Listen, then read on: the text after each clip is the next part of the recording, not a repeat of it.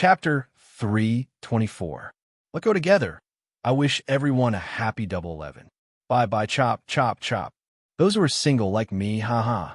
By the way, I have already written 1,000,000 words. The first stage is coming to an end. Please look forward to the second stage. Gu Xiaobo's betrayal directly put Qin Sheng in danger.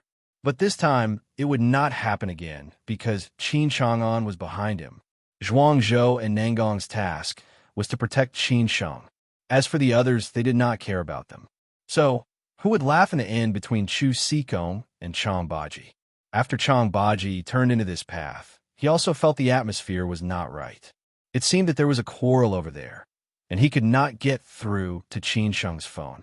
Chang Baji could not help but frown.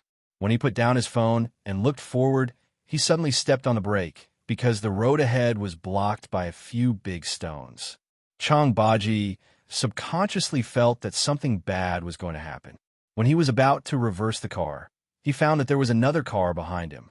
The car directly stopped a few meters away, completely blocking his way out. Now he was in a dilemma. Chang Baji sighed. Of course, he knew what was going on. He did not expect that he still could not escape from this disaster when he was already in Hubei. He did not bother to think about what went wrong because he had to face the crisis in front of him first. Obviously, the other side came prepared. Of course, they did not want him to help Qin Sheng. But how could Chang Baji give up? Chang Baji got out of the car slowly. When he got out, he saw a middle-aged man standing in front of the stones. The man was not tall, fat, or strong. He stood still with his hands slightly behind his back. The shadow behind him was very long under the light of the headlights, but he was not afraid of Mount Tai collapsing in front of him. Chang Baji felt that he was a dangerous man. I have been waiting for you for a long time. You are finally here. The man was Chu Sikong. Chu Sikong walked forward slowly and said. Chang Baji squinted and asked, "May I know who you are?" Chu Sikong. Chu Sikong was open and above board. Of course, he would not hide his identity. He came straight to the point. Chang Baji's expression changed slightly as he said, "It turns out that you are Mr. Chu, who is working for Third Master Wu. I have heard a lot about you. It did not occur to me that I would meet you here. I really don't know whether I'm lucky or not." "Mr. Chang, you're too polite. I've been in Jiangxia for so many years, and it's been a long time since I've met someone who's worth my time. Recently, I've heard a lot of people talking about Mr. Chang, saying that Mr. Chang's skills are extraordinary, so I've come to ask for some advice. I hope Mr. Chang will not be stingy with your advice.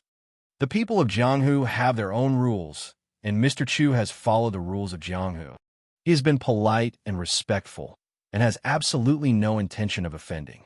Chang Baji sneered as he said, "Mr. Chu, you seem to be a little hypocritical.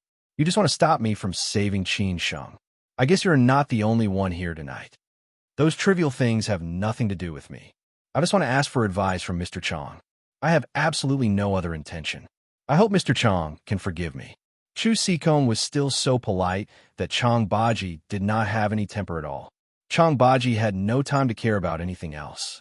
The longer he stayed here, the more dangerous it would be for Qin Sheng.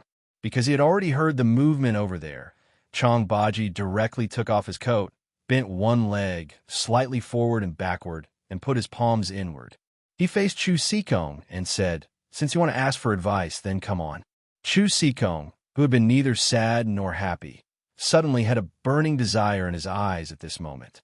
He was like a fierce tiger who had been hungry for many days and saw an easy prey. He kicked the stone beside him, which was neither big nor small, and the stone directly flew to Chang Baji. Chang Baji just slightly tilted his head and dodged it. The stone directly smashed through the windshield behind him. When Chang Baji came to his senses, Chu Sikong had already rushed to Chang Baji as fast as lightning. Chang Baji showed a rare, ferocious expression and confronted Chu Sikong without flinching. A war of Mars colliding with the earth had officially begun. By the riverside, Gu Xiaobo knelt on the ground with a pale face. His body was covered with dust, and his face was covered with tears. He looked extremely embarrassed. He covered his chest and adjusted his breathing. At this moment, he had already thought it through. He had no choice and no way out. If he still hesitated and contradicted himself at this moment, he would be very tired in the future. Consequently, Gu Xiaobo made up his mind to go all the way. He stood up slowly and faced Gu Qingyang. He said, "Qingyang, don't blame me. I also want to live, and I also want to be outstanding. So I have no choice but to choose. Why do we have to risk our lives for Qin Sheng? Even if we don't have to follow him, we can still live comfortably." Gu Qingyang was so angry that he was about to explode. He asked harshly, "You bastard, do you have any conscience? Don't you know how Brother Qin treats us? Aren't you afraid that Senior Uncle Chong and our master will kill you if they know it?" Gu Xiaobo was already possessed by the devil. He laughed and said, "Senior Uncle Chong? I'm afraid that Senior Uncle Chong can't even protect himself. He hasn't come yet. Don't you know what's going on? As for our master, if you don't tell him, who will know? You bastard. I'm so blind." Gu Qingyang scolded angrily again. Meanwhile, he was also worried about Chong Baji. Gu Xiaobo continued to persuade him. "Qingyang, it's not too late to make a choice now. As long as we kill Qin Sheng, Brother Feng will definitely treat us well. When we go to Shanghai, we will be like dragons returning to the sea. There will be a bright future waiting for us. If you still insist on doing things the wrong way, Qingyang, don't blame me. I can't let you go. If you leave, I will definitely die." Qin Sheng looked at Gu Xiaobo incredulously. He did not know how such an excellent young man could become like this. He was completely hopeless. Maybe this was the difference between Gu Xiaobo and Gu Qingyang. Gu Qingyang could keep his heart, while Gu Xiaobo had lost himself. Gu Qingyang sneered disdainfully. "Do you think I'm like you? You're a bastard, but I'm not. Today, we're brothers. If you want to kill me, show me what you've got.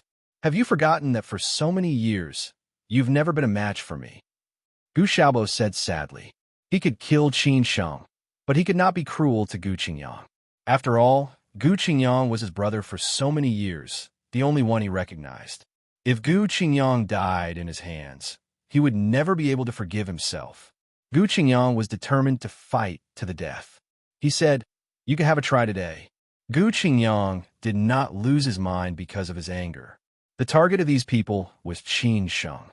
Because of Gu Xiaobo's betrayal, Qin Sheng was in such a situation. Therefore, he had to protect Qin Sheng and leave here. Gu Qingyang took 2 steps back and stood in front of Qin Sheng. He said, "Brother Qin, you go first. I'll cover you. If I die, if you have a chance, remember to avenge me." People were born the same, but their experiences were different. However, only in such a desperate situation could one see who was a real man and who was a despicable villain. At this moment, Gu Xiaobo disappointed Qin Sheng, but Gu Qingyang moved him. Qin Sheng shook his head as he said, "Xiaobo, I, Qin Sheng, have lived for so many years, neither short nor long. I have experienced all that I should have experienced. I have even gone through the gates of hell a few times. Perhaps today is my final day. I'm sorry to implicate you, but I can't do such a thing to let you cover me." Gu Qingyang said somewhat incoherently, "Brother Qin, at this moment, we don't have to care so much. If we don't leave, we will all die here. If one of us leaves, he'll have a way to take revenge for us. You have to go. I have to kill this scum for my master. Otherwise, I can't face you." Qin Sheng approached Gu Qingyang and suddenly grabbed his arm. He said, "If you want to go, let's go together." They turned around and jumped into the river without hesitation. Of course, Qin Sheng was not stupid. He would not fight recklessly. He had arrived in Hubei and was only 1 step away. How could he not fight for it? It was all an act just now. This scene made Feng He, who had thought the situation was settled, change his expression instantly. It did not occur to him that Qin Sheng would make such a decision. However, he sneered and said, "You want to run away in this way? You don't take me seriously. Go after them." Hardly had Feng He finished his words when all of them jumped into the river and chased after Qin Sheng and Gu Qingyang. Their mission this time was to kill Qin Sheng.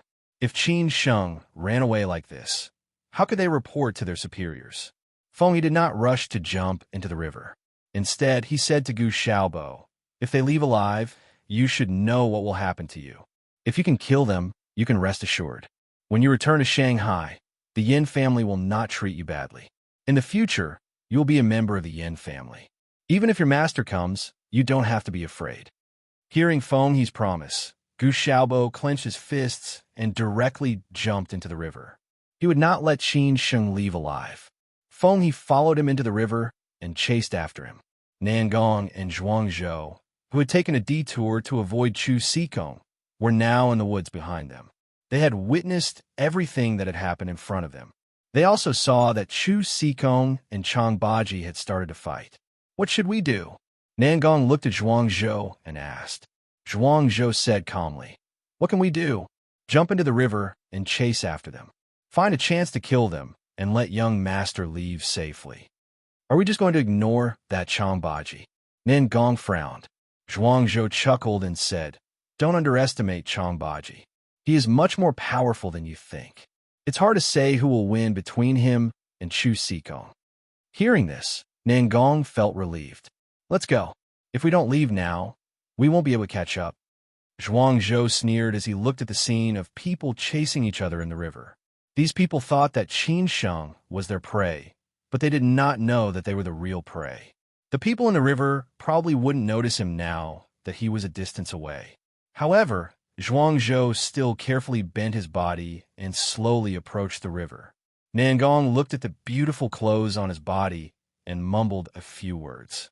What's more, on such a cold day, the river should be even colder. It was not a good thing to let a woman stay in such a cold river.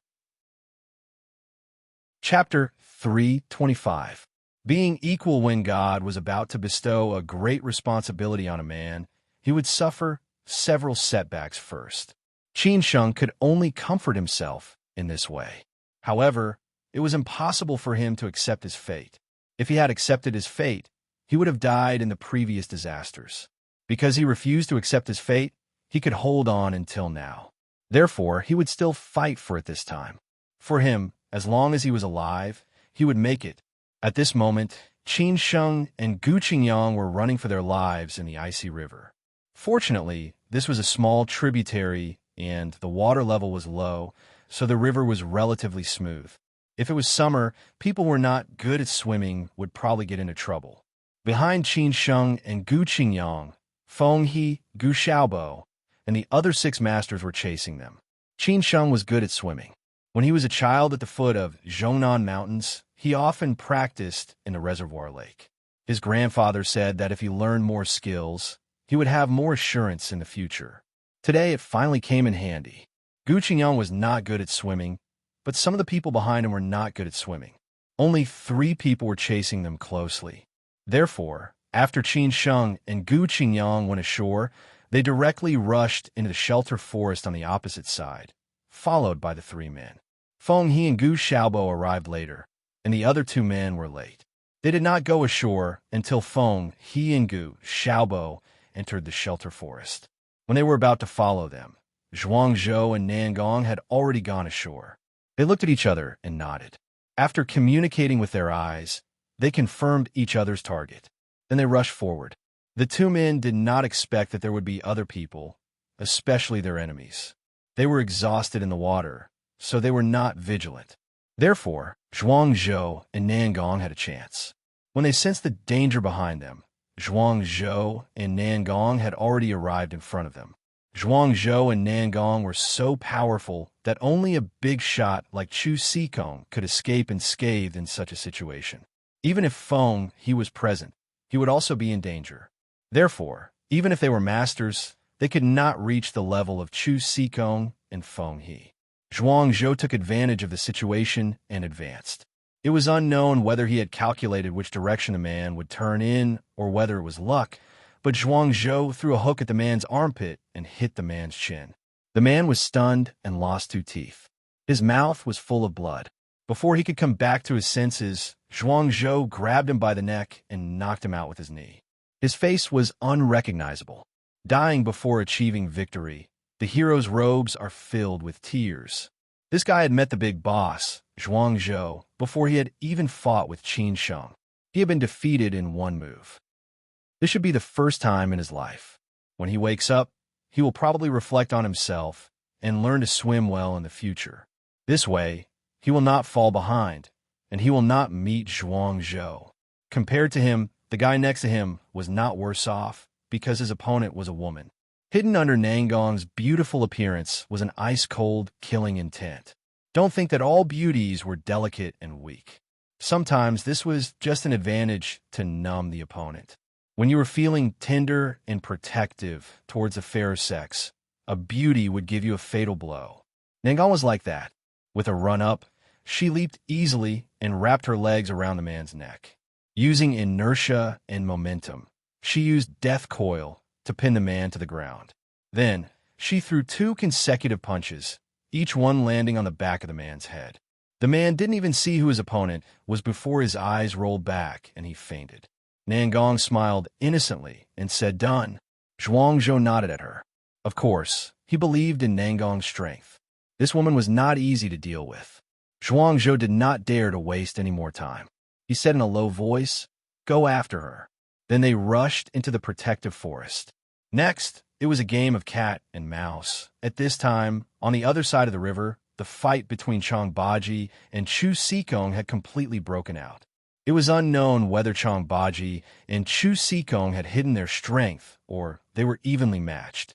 So far, both of them had a winner and a loser, and neither of them could kill the other. After all, at this level, the disparity of strength was not very big. Unless the other revealed a fatal flaw, it was possible to kill the other with one strike. Chu Sikong and Chang Baji were probing each other when they fought at the beginning. Chu Sikong belonged to the Southern Martial Arts School, which emphasized on abrupt force and speed. To put simply, he was a master of techniques. His Wing Chun Kung Fu had been perfected. Coupled with his unknown leg movements, Chang Baji felt a lot of pressure. Chang Baji suffered a lot, and his shoulders were a little sore now. However, Chang Baji belonged to the Northern School, which emphasized on big movements and strength. Every time he fought, he was like a fierce tiger coming down from the mountain. Chu Sikong did not dare to confront him directly, because he would be at a disadvantage if he did. Even so, there were 2 times when Chang Baji failed to make a good judgment, and Chu Sikong's ribs were hit hard. Chang Baji, you deserve your reputation. Awesome, awesome. Chu Sikong was a man who respected all his opponents. Moreover, Chang Baji's strength was really not simple. He was amazed by Chang Baji's reverse waist punch. At this moment, Chang Baji was more stressed than Chu Sikong, because Chu Sikong did not have other burdens. Chang Baji had to worry about Qin Sheng and Chu Sikong. Obviously, Qin Sheng had been in danger. Chang Baji did not know whether he was alive or not, so he was a little anxious. Mr. Chu, you are also awesome.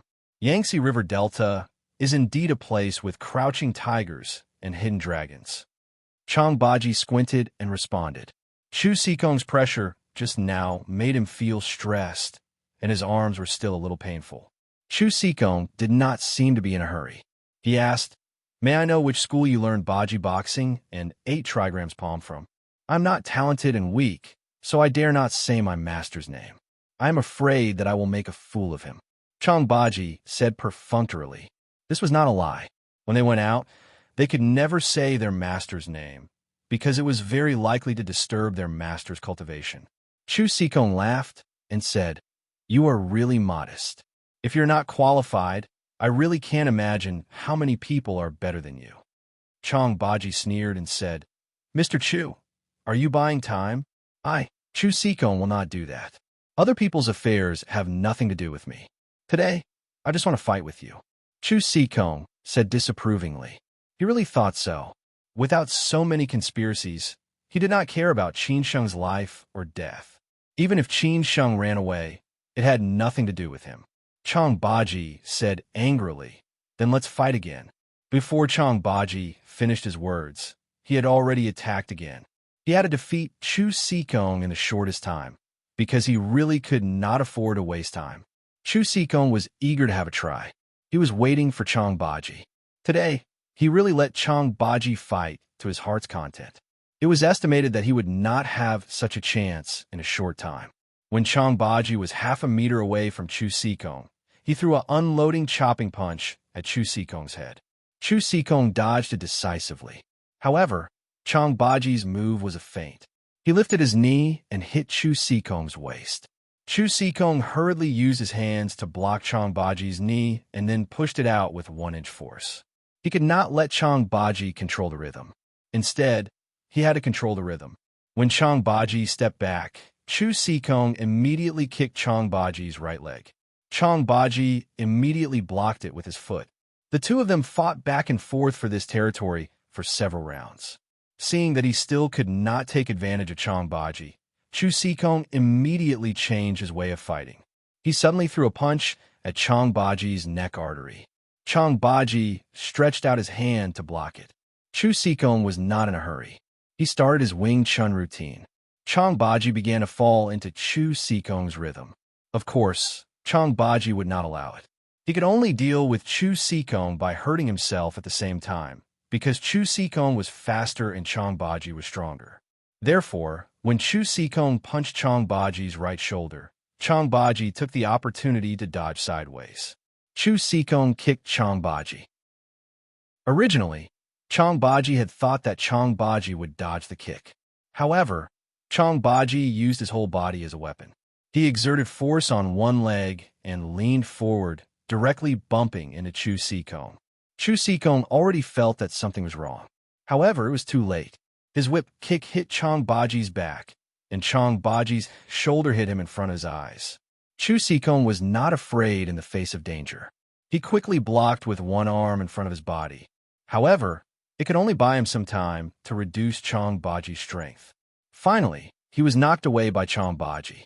Chong Baji's back also suffered a heavy blow. Chu Sikong covered his chest with one hand, while Chong Baji hunched his back slightly. Both of their breaths were a bit messy. After all, they were not playing house. Instead, they were fighting against each other with real strength. If they were not careful, they might be seriously injured. They looked at each other and fell into silence again. Chong Baji's state of mind became more and more chaotic, which was a sign of danger. In a fight between masters, the calmer one was, the greater the chance of winning would be. In the protective forest across the river, Qin Sheng and Gu Qingyang tried to escape. However, they could not get rid of the pursuers. Moreover, the pursuers were getting closer and closer. Once they caught up with them, neither of them would be able to escape. Gu Qingyang did not want to be a burden to Qin Sheng. He directly pulled Qin Sheng and said, "Brother Qin, give me a chance. Let me stay behind. Otherwise, we will all die here." "Qingyang, hold on. It will be dawn in 2 more hours. We can escape then." Qin Sheng would not give up his brothers easily, let alone his brothers who had gone through the crisis with him. Gu Qingyang directly stopped and said, "Brother Qin, don't be indecisive. I won't hate you. If you don't leave, I will hate you. You are a man who will do great things. You should not die here. Only if you are alive can you avenge me." Qin Sheng could not bear to see him die like this. Not everyone could face death like this. Not everyone was like Lu Sun, who said that a real warrior dared to face the bleak life and the dripping blood. Most people in this world were ordinary people who were afraid of death. When death came, they would only try to survive. Gu Qingyang was somewhat angry. He almost shouted at Qin Sheng, "Brother Qin, let's go." This was the first time that Gu Qingyang had behaved like this. Qin Sheng had never seen Gu Qingyang like this since he had known him. He remembered that when he had met Gu Qingyang for the first time, this big boy had gone to the foot of the mountain to pick him up. They had not talked on the way. Later, when he had come to Hangzhou, he had been doing things dutifully. He had never made any mistakes. He was quiet, honest, and kind. When he had been Qin Sheng's driver, he had been very satisfied. He did not talk much but could do things well. At this moment, Qin Sheng saw the not quiet side of this big boy. He did not know what Gu Qingyang was thinking at this moment, but he felt very tormented, contradictory, and uncomfortable. This kind of uncomfortable feeling made him feel very wronged. He did not know how to choose, because this kind of choice was too difficult. "Go!" Gu Qingyang shouted at the top of his lungs. Hearing this, Qin Sheng's eyes turned red. He tried hard to hold back his tears. Finally, he turned around and left. Chapter 326. Fratricide Qin Sheng used to face these setbacks and difficulties alone most of the time. Maybe it was because of his luck that he could escape from death every time. However, no one in 9 lives. There would come a day when one's luck would be used up. For example, last time at Mount Jihua, he was so close to dying. Today's situation was even more tragic than the last time on Mount Jihua because he never expected that the brother he trusted the most by his side would betray him out of the blue and even try to kill him. Qin Sheng's feeling was self-evident when he was betrayed by his brother. However, God did not give up on Qin Sheng completely. Gu Xiaobo betrayed him, but Gu Qingyang moved him. However, Qin Sheng might owe Gu Qingyang for the rest of his life. Knowing that it was death but still going to die, this was not something that just anyone could do. After all, people only had one life. If they died, they would really die, and there would be nothing left. Gu Qingyang exchanged his life for Qin Sheng's, which showed his righteousness and loyalty. Maybe he wanted to make up for the harm caused by Gu Xiaobo's betrayal. Qin Sheng finally made up his mind to leave. As Gu Qingyang said, if he did not leave, he would not be able to leave. Based on their strength, it was impossible for them to face Gu Xiaobo and Feng He. Since they dared to kill Qin Sheng, they must have made sufficient preparations. Feng He would not make the same mistake again. Moreover, he knew Qin Sheng's strength. After Qin Sheng turned around and left, Gu Qingyang also walked in the opposite direction without hesitation. Every step he took was closer to death. It could be seen how heavy each step was. As expected, Gu Qingyang soon met the 3 men who were chasing him. They looked at each other for a while and then made the wisest choice, which was to leave one of them to deal with Gu Qingyang and the other 2 to continue chasing Qin Sheng. When the 2 men were about to chase after Qin Sheng, of course, Gu Qingyang stood in their way. However, the other man who stayed behind was not a weakling. He dashed toward Gu Qingyang directly. His target was very clear, which was to take Gu Qingyang down. Consequently, the 2 of them started a fight in an instant. Although Gu Qingyang's strength was not as good as Gu Xiaobo's, it was still more than enough for him to deal with the man in front of him. Being meticulous, he pressed forward step by step. With a set of domineering consecutive punches, the man was defeated again and again. In the end, he could only force Gu Qingyang to retreat by sweeping his legs. Gu Qingyang wanted to chase after the 2 men. He definitely could not let them catch up with Qin Sheng. However, the 2 men did not give up. It seemed that they had figured out Gu Qingyang's pattern. They started to avoid the strong points and hit the weak points. Gu Qingyang could not escape from them all the time. What had happened today made Gu Qingyang very angry. The impact and lethality of Gu Xiaobo's betrayal to him were stronger and deadlier than anyone else's. This was because Gu Xiaobo was his brother since he was young. Other than his master, Gu Xiaobo was the closest person to him. Today, Gu Xiaobo had betrayed them. Gu Xiaobo had not only betrayed Qin Sheng, but he had also betrayed Gu Qingyang. Gu Qingyang could neither accept nor understand this kind of betrayal. He thought he knew Gu Xiaobo very well, but it turned out that he didn't know him at all. He knew that people would change, especially after entering this bustling big city, but he didn't expect it to change so fast. It was really hard to figure out people's hearts. Therefore, Gu Qingyang's calm mood had already been disturbed. Being dragged by this man, Qin Sheng became more and more dangerous. Finally, Gu Qingyang lost his temper completely. He rushed to the man like a hungry tiger. He took the man's foot and directly grabbed the man's shoulder. He exerted strength in his legs and threw the man out fiercely. The man hit the tree and fell to the ground heavily. Gu Qingyang wanted to chase after him immediately. However, the man got up quickly and rushed to Gu Qingyang again. It seemed that the more he fought, the braver he became. He did not give Gu Qingyang any chance to escape at all. Consequently, the 2 of them were entangled again. When Gu Qingyang finally found a chance to severely injure this man, Feng He and Gu Xiaobo finally arrived. Feng He threw a dagger at Gu Qingyang from a distance. Gu Qingyang had been blinded by anger. When he felt that something was wrong, it was too late. The dagger was stuck in Gu Qingyang's lower back. Gu Qingyang's heart was filled with anger. Being attacked sneakily, Gu Qingyang was furious. He hit the man in front of him directly with his elbow and knocked him to the ground. He turned his head slowly and looked at the two men in front of him. One of them was his brother, Gu Xiaobo, who used to be the most familiar to him, but was now the most unfamiliar to him. Gu Qingyang's smile and eyes were somewhat sarcastic. He laughed at Gu Xiaobo without any scruples. At the same time, he shouted angrily, "You want to kill me? Come on, come on." Feng Yi squinted. He had no time to be entangled with this small fry in front of him. His target was Qin Sheng.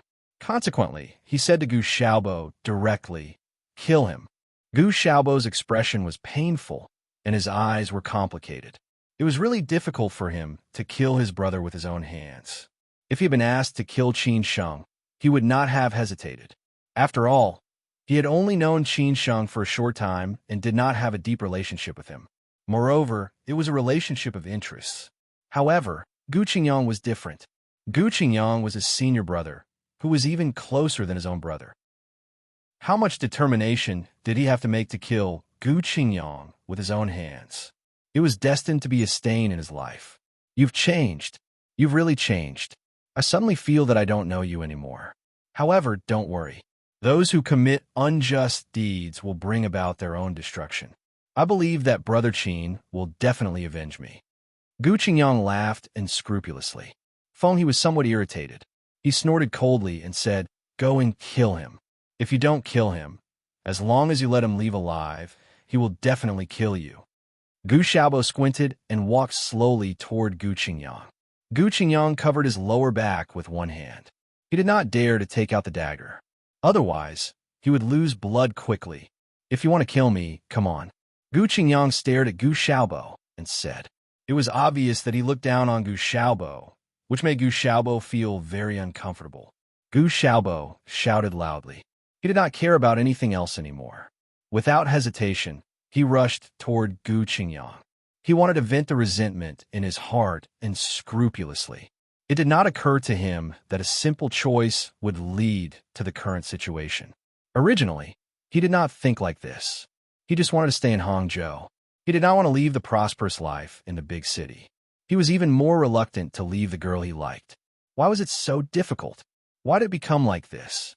Once a person was possessed by the devil and went astray, it was very likely that he would not turn back at all, because the price of turning back was too high. Gu Xiaobo was like this. When Gu Xiaobo rushed toward Gu Qingyang, he kicked Gu Qingyang's shoulder. Gu Xiaobo's strength was completely above Gu Qingyang's. Therefore, Gu Qingyang was not a match for Gu Xiaobo at all. He was kicked away directly and fell heavily on the ground. Even if he had to die, Gu Qingyang would choose to die in a spectacular way instead of being trampled on by his opponent. Therefore, he clenched his teeth, laughed out loud, and stood up. He dashed toward Gu Xiaobo with an imposing manner as if he was not afraid of death. This was his most direct response to Gu Xiaobo. When Feng He saw this scene of fratricide, he finally felt relieved. He hurriedly took the remaining man and continued to chase after Qin Sheng. During this period, they did not waste too much time. Moreover, there were two more powerful men chasing after Qin Sheng. This time, Qin Sheng could not even think about leaving alive. But was it really so? After all, Nangong and Zhuangzhou had already come in. It was uncertain whether Feng He could leave or not. In the forest, Gu Qingyang, who had been seriously injured, wanted to kill Gu Xiaobo regardless of the price. He wanted to eliminate this scum for his master. Even if he could not kill Gu Xiaobo today, he believed that Gu Xiaobo would not live, because someone would avenge him eventually. If Brother Qin died, there would be Senior Uncle. If Senior Uncle died, there would be Master. If Master died, there would be other senior brothers. He did not believe that Gu Xiaobo could live. However, he was not a match for Gu Xiaobo at all. Moreover, he was seriously injured. Therefore, he kept attacking Gu Xiaobo regardless of the price. In the end, he fell down again and again. Gu Xiaobo did not save Gu Qingyang's face. He had been possessed by the devil. He just wanted to kill Gu Qingyang and then Qin Sheng so that he could hide everything that had happened today. Otherwise, he would be killed if others knew it. Everyone was selfish. Most people would definitely choose others when they had to die, let alone a coward like Gu Xiaobo. Therefore, when Gu Qingyang attacked again, Gu Xiaobo pulled out the dagger without hesitation. After that, he turned around and stabbed the dagger into Gu Qingyang's back. After that, he punched Gu Qingyang heavily to the ground. Gu Qingyang knelt on the ground. He had no fighting capacity. He had never thought that he would die so early. He had never thought that he would die here, let alone in the hands of Gu Xiaobo. Gu Xiaobo laughed crazily and said, Why? Why? What does Qin Sheng have that makes you work so hard for him? You force me to do this. If you don't die, I will die. So don't hate me. Really, don't hate me. Gu Xiaobo laughed crazily. His eyes no longer had the brilliance of the past. He finally lost himself completely. The teenager who used to be a teenager would never come back. Gu Qingyang laughed happily and said, You have your way, and I have mine. People who walk different paths cannot make plans together. You are destined to be a villain in this life, a despicable and shameless villain. I believe that you will definitely regret what you have done today. No, I won't regret it. Gu Xiaobo will never regret it. Gu Xiaobo shouted angrily. Then he pulled out the dagger again and stabbed it into Gu Qingyang's heart crazily. Once, twice, thrice. Gu Qingyang finally fell to the ground in front of his brother. This time, he did not stand up. He fell to the ground completely. He died in the hands of his brother, who was like a brother to him. He was unwilling to die in peace. It was estimated that he could not figure out why he had died like this. Gu Qingyang was dead, but Gu Xiaobo did not feel happy because the look in Gu Qingyang's eyes before he died terrified him. He knelt on the ground, holding his head in his hands, and screamed hysterically. This was his brother. How could he kill him? Chapter 3:27. Chapter 3:26 Fall. What was supposed to be an uneventful night became turbulent in the second half of the night.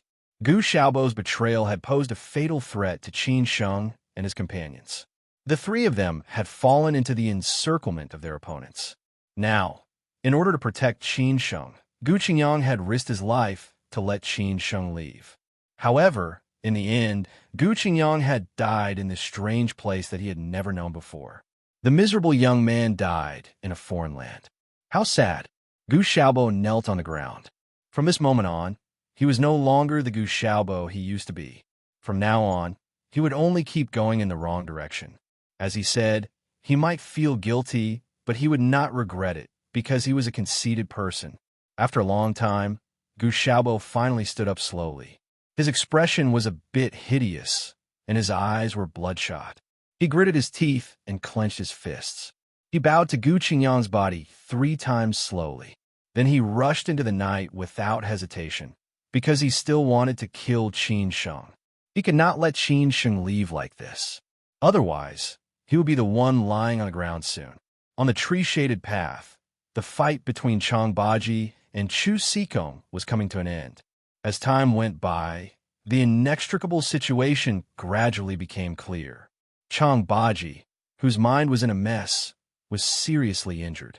However, Chu Sikong's situation was not very optimistic. He was only a little better than Chang Baji. When they fought again, Chang Baji was hit in the abdomen by Chu Sikong's abrupt punch. Chang Baji retreated a few steps in succession. Blood trickled down from the corners of his mouth.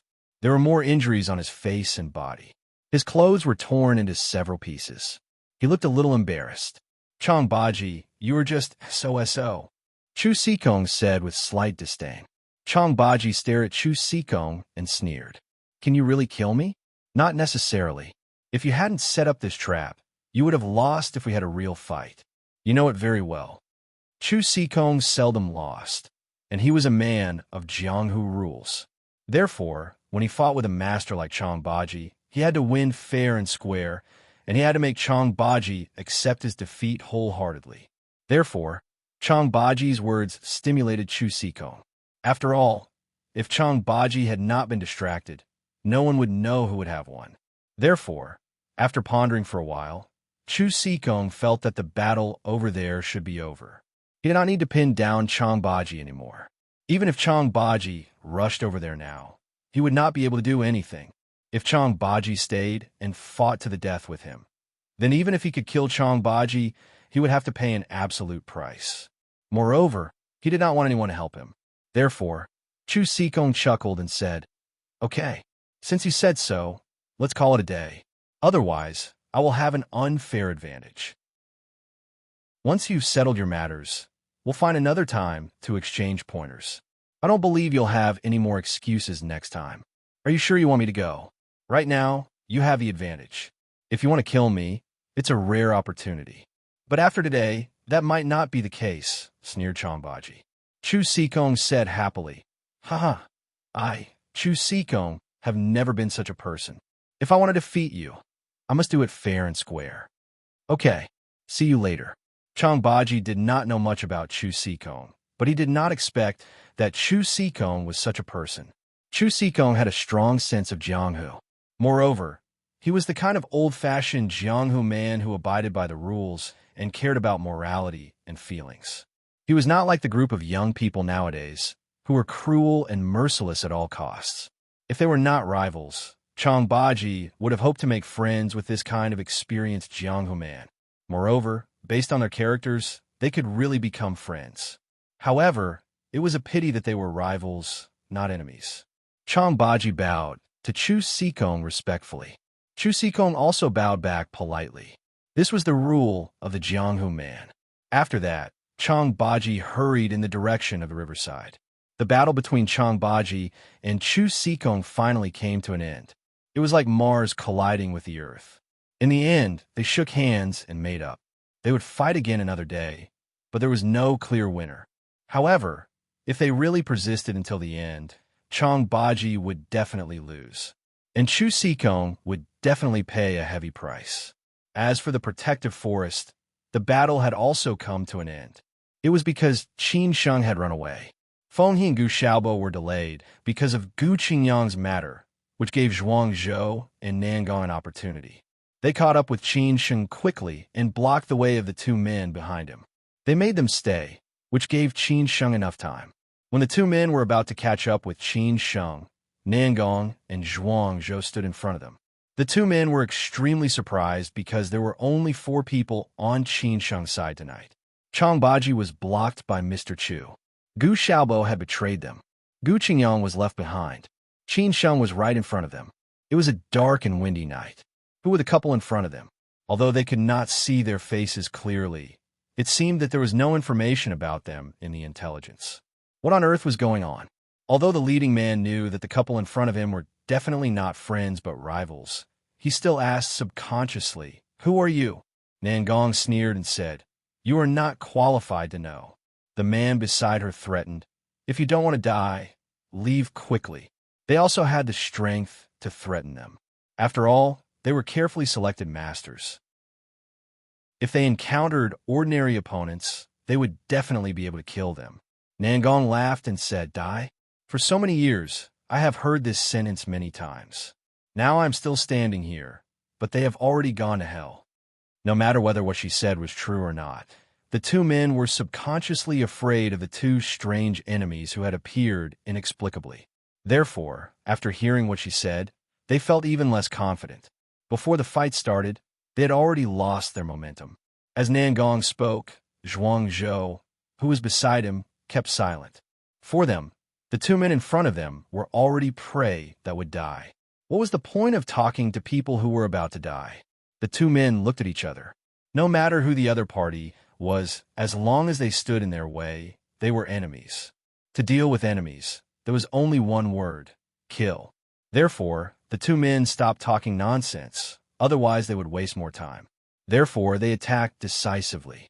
They rushed toward Zhuang Zhou and Nangong, holding the short knives that they had prepared in advance. Zhuang Zhou and Nangong consciously had a clear division of labor. Each of them chose an opponent. Nangong took the lead to make contact with the opponent. After he dodged several assassination attempts from the opponent, he turned around nimbly and slapped the man in the face angrily. Then he said in a coquettish tone, "Didn't your mother teach you not to bully women?" The force of the slap was so great that the corner of the man's mouth bled and 5 deep handprints were left on his face. Even though it was nighttime, it could be seen clearly. The man was so angry that he almost vomited blood. With a roar, he charged at Nangong again. Zhuang Zhou, who was on the other side, was not as naughty as Nangong. He was more pragmatic and only wanted to kill the opponent in a short time. Therefore, he directly punched the opponent's ribs without reservation. The two of them were not at the same level at all. Therefore, the process and the result were self-evident. If they were at the level of Chang Baji and Chu Sikong, it was estimated that there would be no result until they fought for more than 10 minutes. When the opponent rushed toward Chang Baji again, despite the piercing pain in his chest, he had already lost his footing. Chang Baji kicked his calf and then grabbed his arm. Taking advantage of the situation, Chang Baji twisted the man's arm, which was holding the knife, directly. The man was in so much pain that he felt like his heart was being torn apart. Feng He, the other man, and Gu Xiaobo, who were not far away, all heard this sound. Because it was not Qin Sheng's voice, they instantly felt that something was wrong and immediately came over. Zhuang Zhou did not hesitate anymore. He held the opponent's head and hit him several times with his knee, making him lose the chance to fight back. In the end, he grabbed the man's arm and directly stabbed the short knife into his abdomen. After this series of movements, Zhuang Zhou quickly stepped back, not letting the blood stain his body at all. The man was not reconciled to this and slowly fell to the ground. His situation was similar to that of the two men on the shore at the beginning. It was a pity that the two men were lucky.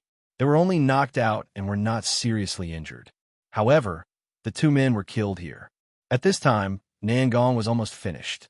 After all, there was a great disparity in strength. Even if Ulan and Li Qingfeng found some powerful masters, they would not be as powerful as Chu Sikong and Feng He. Therefore, in the face of opponents like Nangong and Zhuang Zhou, their strength was not worth mentioning at all. Therefore, when they encountered Nangong and Zhuang Zhou, they were doomed. Nangong was relatively agile and had a strong reaction. The man could not threaten Nangong at all. He was completely beaten by Nangong and had no strength to fight back. In the end, Nangong was not as cruel as Zhuang Zhou. Instead, he directly twisted the man's neck and completely ended the battle. Everything had been settled.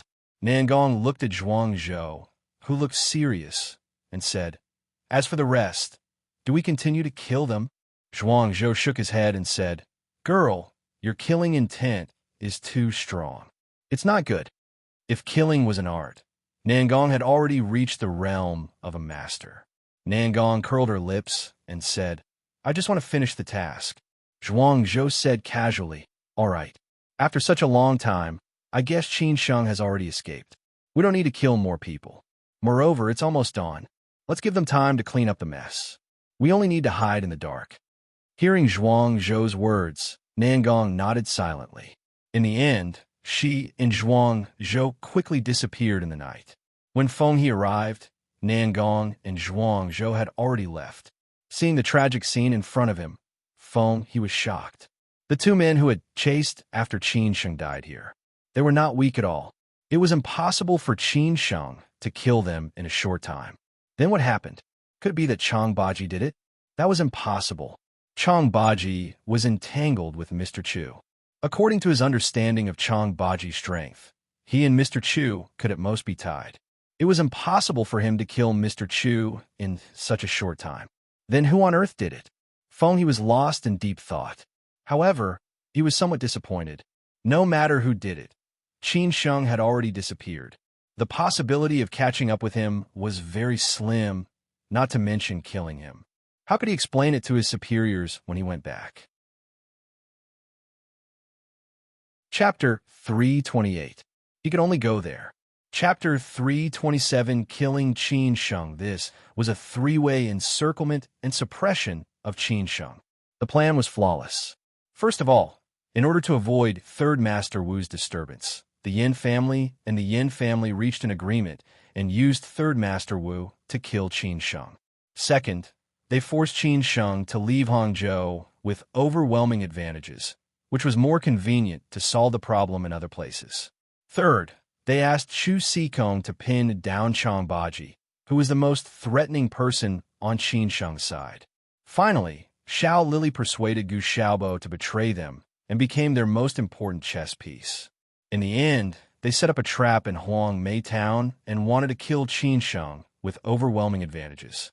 Unfortunately, because of the appearance of Zhuang Zhou and Nangong, they lost everything. The situation in Mount Jiahua did not happen again.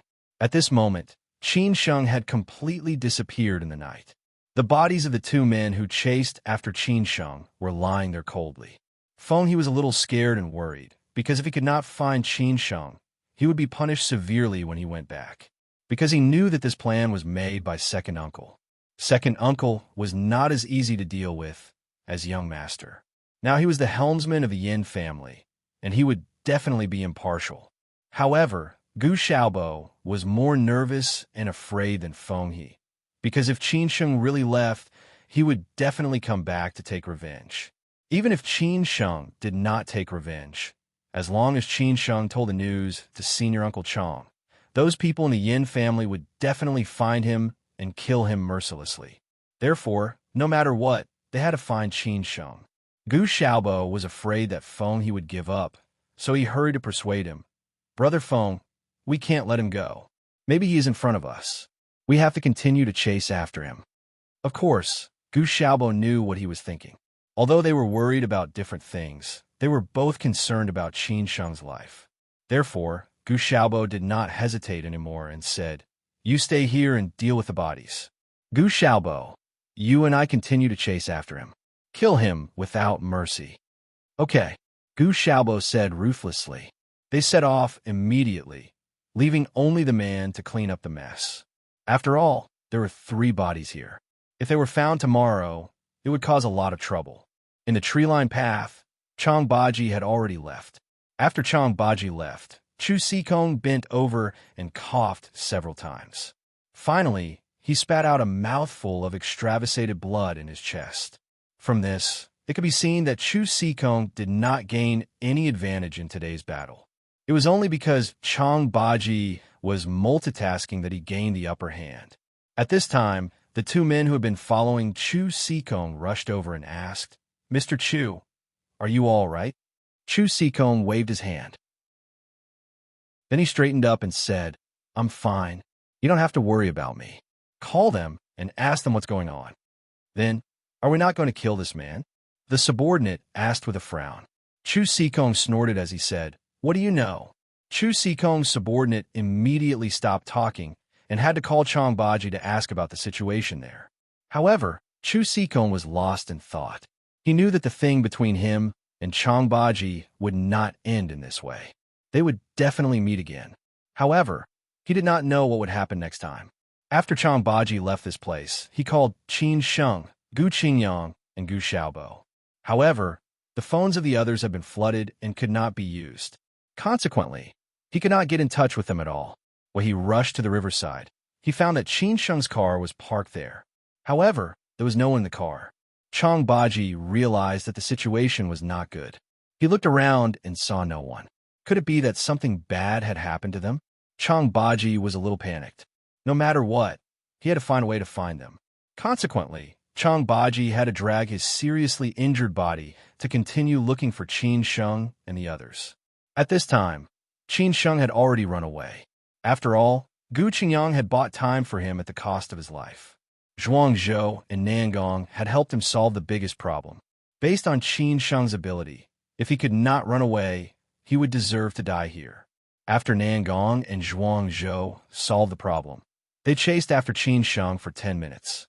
However, they still could not find him. This place was not as remote as the shelter forest. They could see the village streets and so on. Consequently, Zhuang Zhou and Nangong stopped and began to discuss the countermeasures. After thinking about it, Zhuang Zhou made a decision and said, "We can leave now. You should be safe now." Nangong looked a little embarrassed.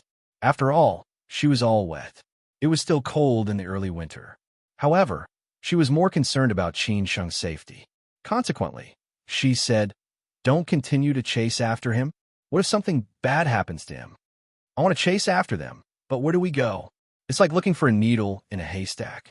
Like I said, if he escapes, he will definitely use another identity.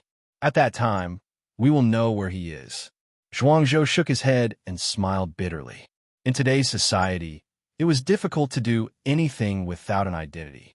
Qin Sheng definitely would not use his real name. Instead, he would definitely use the identity that he had used in Shaman.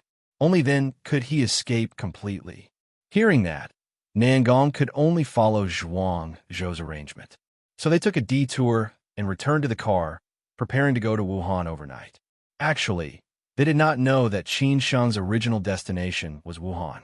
It was just that Wuhan was the nearest provincial city to Huangmei County.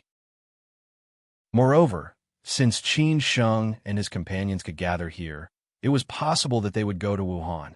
When they returned to the car, they immediately used their spare phone to call Beijing to report everything that had happened tonight. At this moment, it was almost daybreak, and the sun was already rising in the east. However, in the Sihuan of the Qin family in Sijio City, Qin Chang'an was not asleep. Gong Sun had been guarding by his side.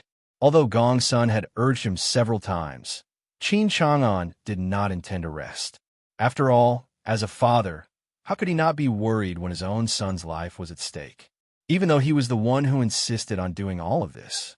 When Gong Sun received Zhuang Zhou's call, the corners of Qin Chang'an's eyes twitched subconsciously. Zhuang Zhou summarized what had happened that night in a few simple words and told Gong Sun the result in the end. Gong Sun immediately beamed with joy.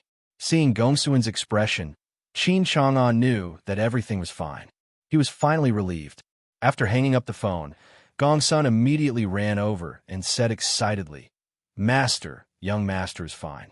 I told you that young master is blessed by heaven. Nothing will happen to him. Don't worry." The corners of Qin Chang'an's mouth curled up into a smile, but it was just to hide the happiness in his heart. Then he asked in a low voice, "What's the situation now?"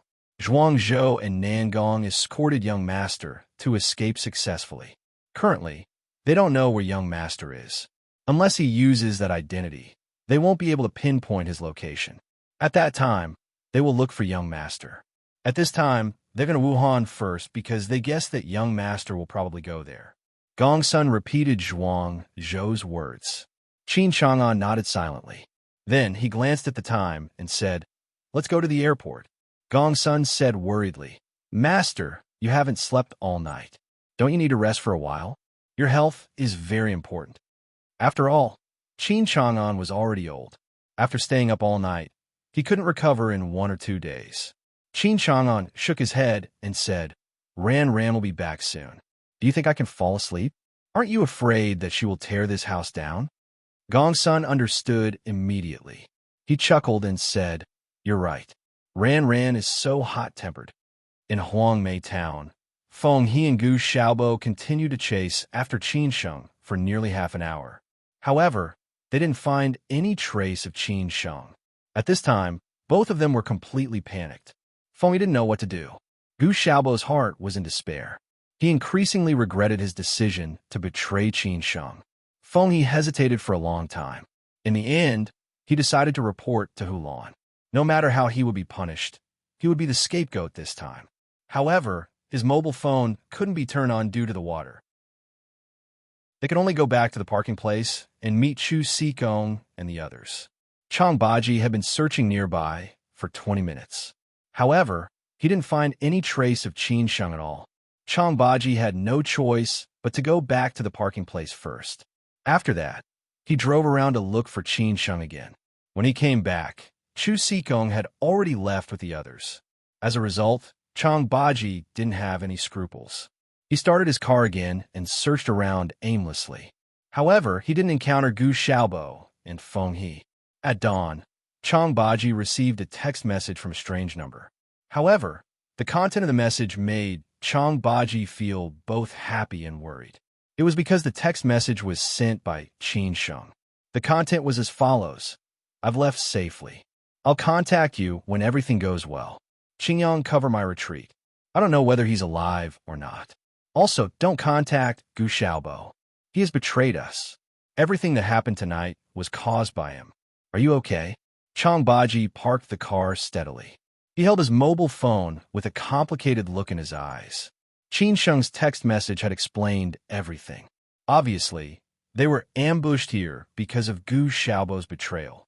It really didn't occur to him that Gu Xiaobo would betray them and cause them such a great loss. He didn't know whether Qingyang was alive or not, which made Chang Baji quite worried. However, Qin Sheng escaped smoothly, which made Chang Baji feel quite relieved. As for Gu Xiaobo's betrayal, Chang Baji would definitely find him and ask for an explanation. After all, he was also responsible for everything that happened. After that, Chang Baji texted Qin Sheng back instead of calling him. That was because he was not sure about Qin Sheng's environment, which might expose Qin Sheng's identity. The content of the text message was as follows. I've got it. I'm also in trouble and injured, but it's nothing serious. You need to change your plan. You can't go to Wuhan anymore. Contact me after you make a decision. After receiving Chang Baji's text message, Qin Sheng finally let out a sigh of relief. What he did was somewhat risky. If something happened to Chang Baji, the mobile phone would definitely be in someone else's hands. At that time, someone would trace his whereabouts through the phone. Although it was impossible to find him, he would definitely be in trouble. Now it seemed that it was obviously Chang Baji's tone. Since Chang Baji was fine, Qin Sheng felt relieved. At this moment, Qin Sheng was sitting in a truck. However, this truck was not going to Huangmei town, but to Zhejiang City, which was on the opposite side. It was Qin Sheng who borrowed this mobile phone from the driver. As for how he had explained, of course, Qin Sheng made up a reasonable excuse. The driver was dubious about it. Qin Sheng squinted his eyes and took a rest. He asked the driver to inform him when he arrived in Zhejiang City. Of course, he would pay the driver accordingly. Although the money in his wallet was soaked in water, it was still money. Since he could not go to Wuhan and he could not rely on the Zhang family, where should he go next? Could it be that he could only go there? Chapter 329. Safe and sound. What happened recently finally came to an end. I will update tomorrow. Fortunately, Qin Sheng had sent a message to Chang Baji in time. If Gu Xiaobo and Feng he had contacted Chang Baji first when Gu Xiaobo and Feng he returned to the car, Chang Baji, who had been seriously injured, would probably be killed. After all, Gu Xiaobo was desperate at this moment. He would never let the news of Chang Baji's betrayal spread. After making sure that Qin Sheng was fine, Chang Baji started to look for Gu Qingyang. As his martial nephew, Gu Qingyang had been brought out of Tianmu Mountain by him. He had to be responsible for Gu Qingyang. Otherwise, how could he explain to his senior brother? No matter whether Gu Qingyang had escaped by luck or died in the underworld, as long as his life was uncertain, Chang Baji had to find him. If he was alive, he had to see him. If he was dead, he had to see his corpse.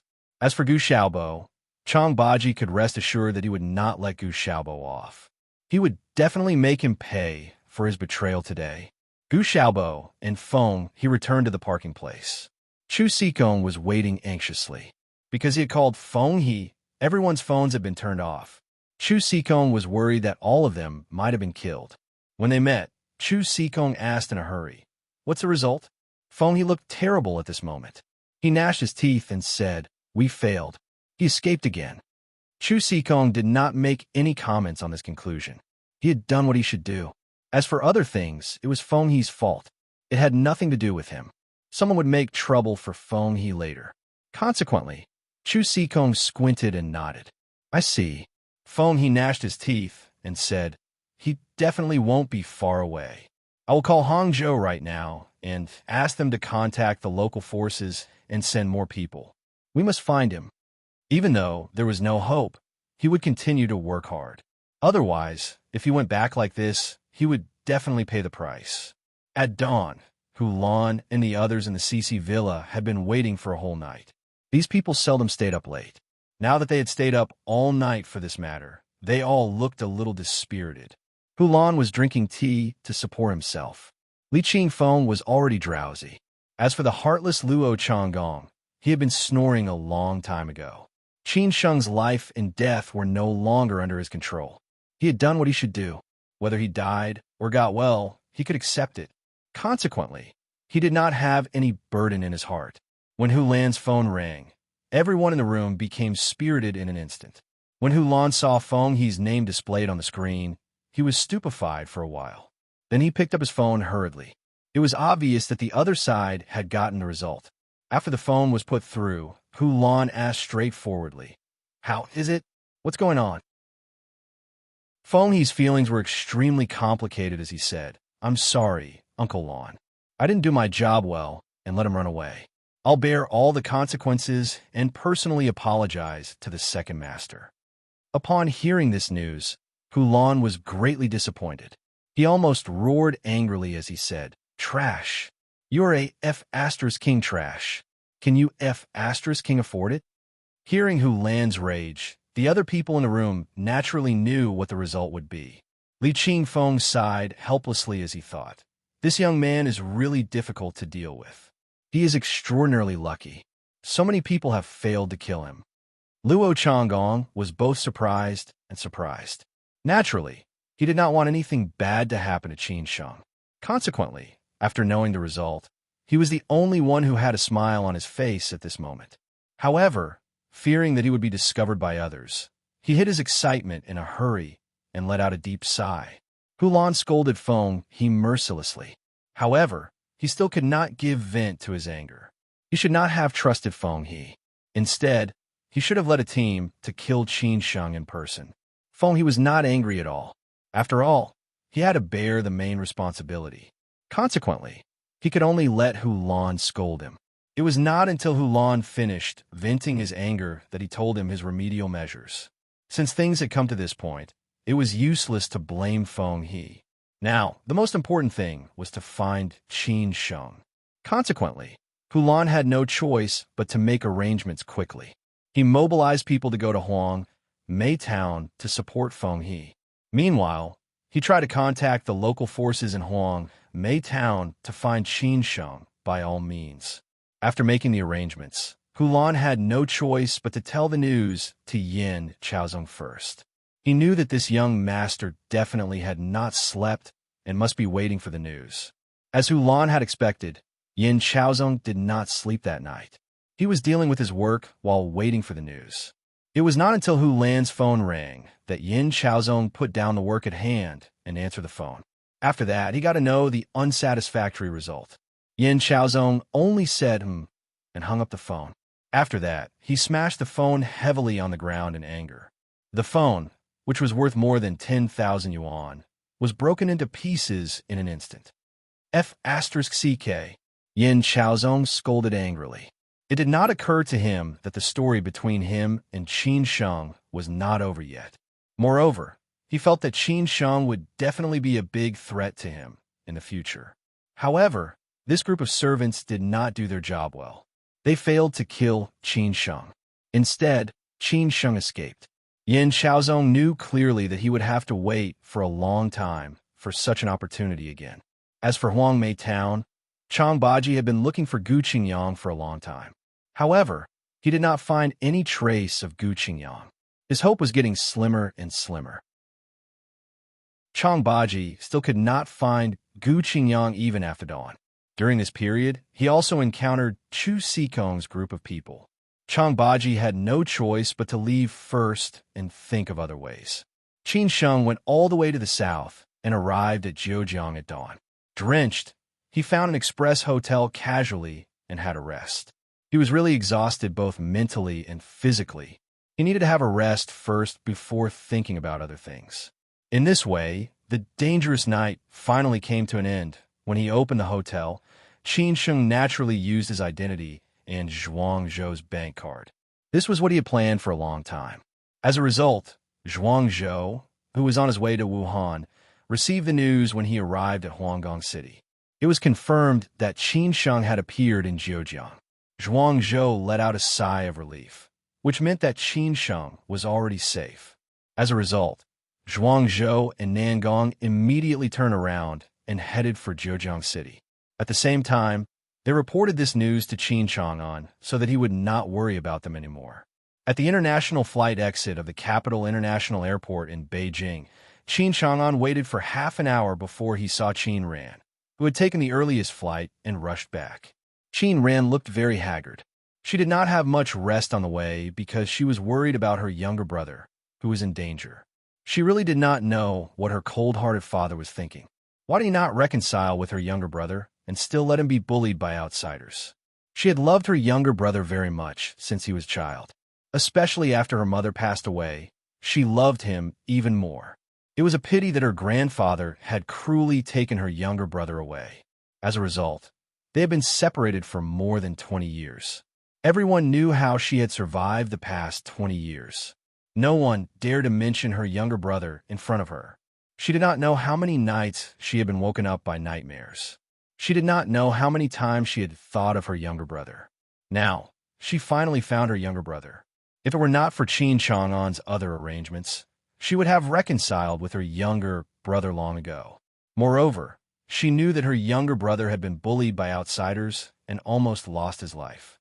Today, her younger brother was chased by his enemies again. Qin Chang'an still did nothing and wanted to continue to train her younger brother. How could she not be angry? Qin Ran, who was wearing a turtleneck sweater, black coat, leather boots, and black sunglasses, walked out of the airport like a queen. She was even more eye-catching than a star, followed by her two assistants. After seeing Qin Chang'an, Qin Ran was not happy at all. Instead, she said resentfully, "If anything happens to Qin Chang'an, I will never forgive you in this life." Qin Chang'an smiled bitterly. He had been successful in everything he had done in his life, except for being a father. He had no choice but to say, "All right, don't worry. It's my fault this time. I apologize to you." As for Qin Sheng, he is fine now. Wait for a while, and I will let you meet your sister and brother. Wait? How long do I have to wait? Do you know how many years I have waited? Qin Ran suddenly said with red eyes. She was so angry that she almost cried. Qin Chang'an patted her shoulder and said, "You have waited for so many years. A few more days won't make a difference. If you're worried, I will let you go and have a look first. But don't show up." Qin Ran could not help but ask, "Where is he now? Is he injured?"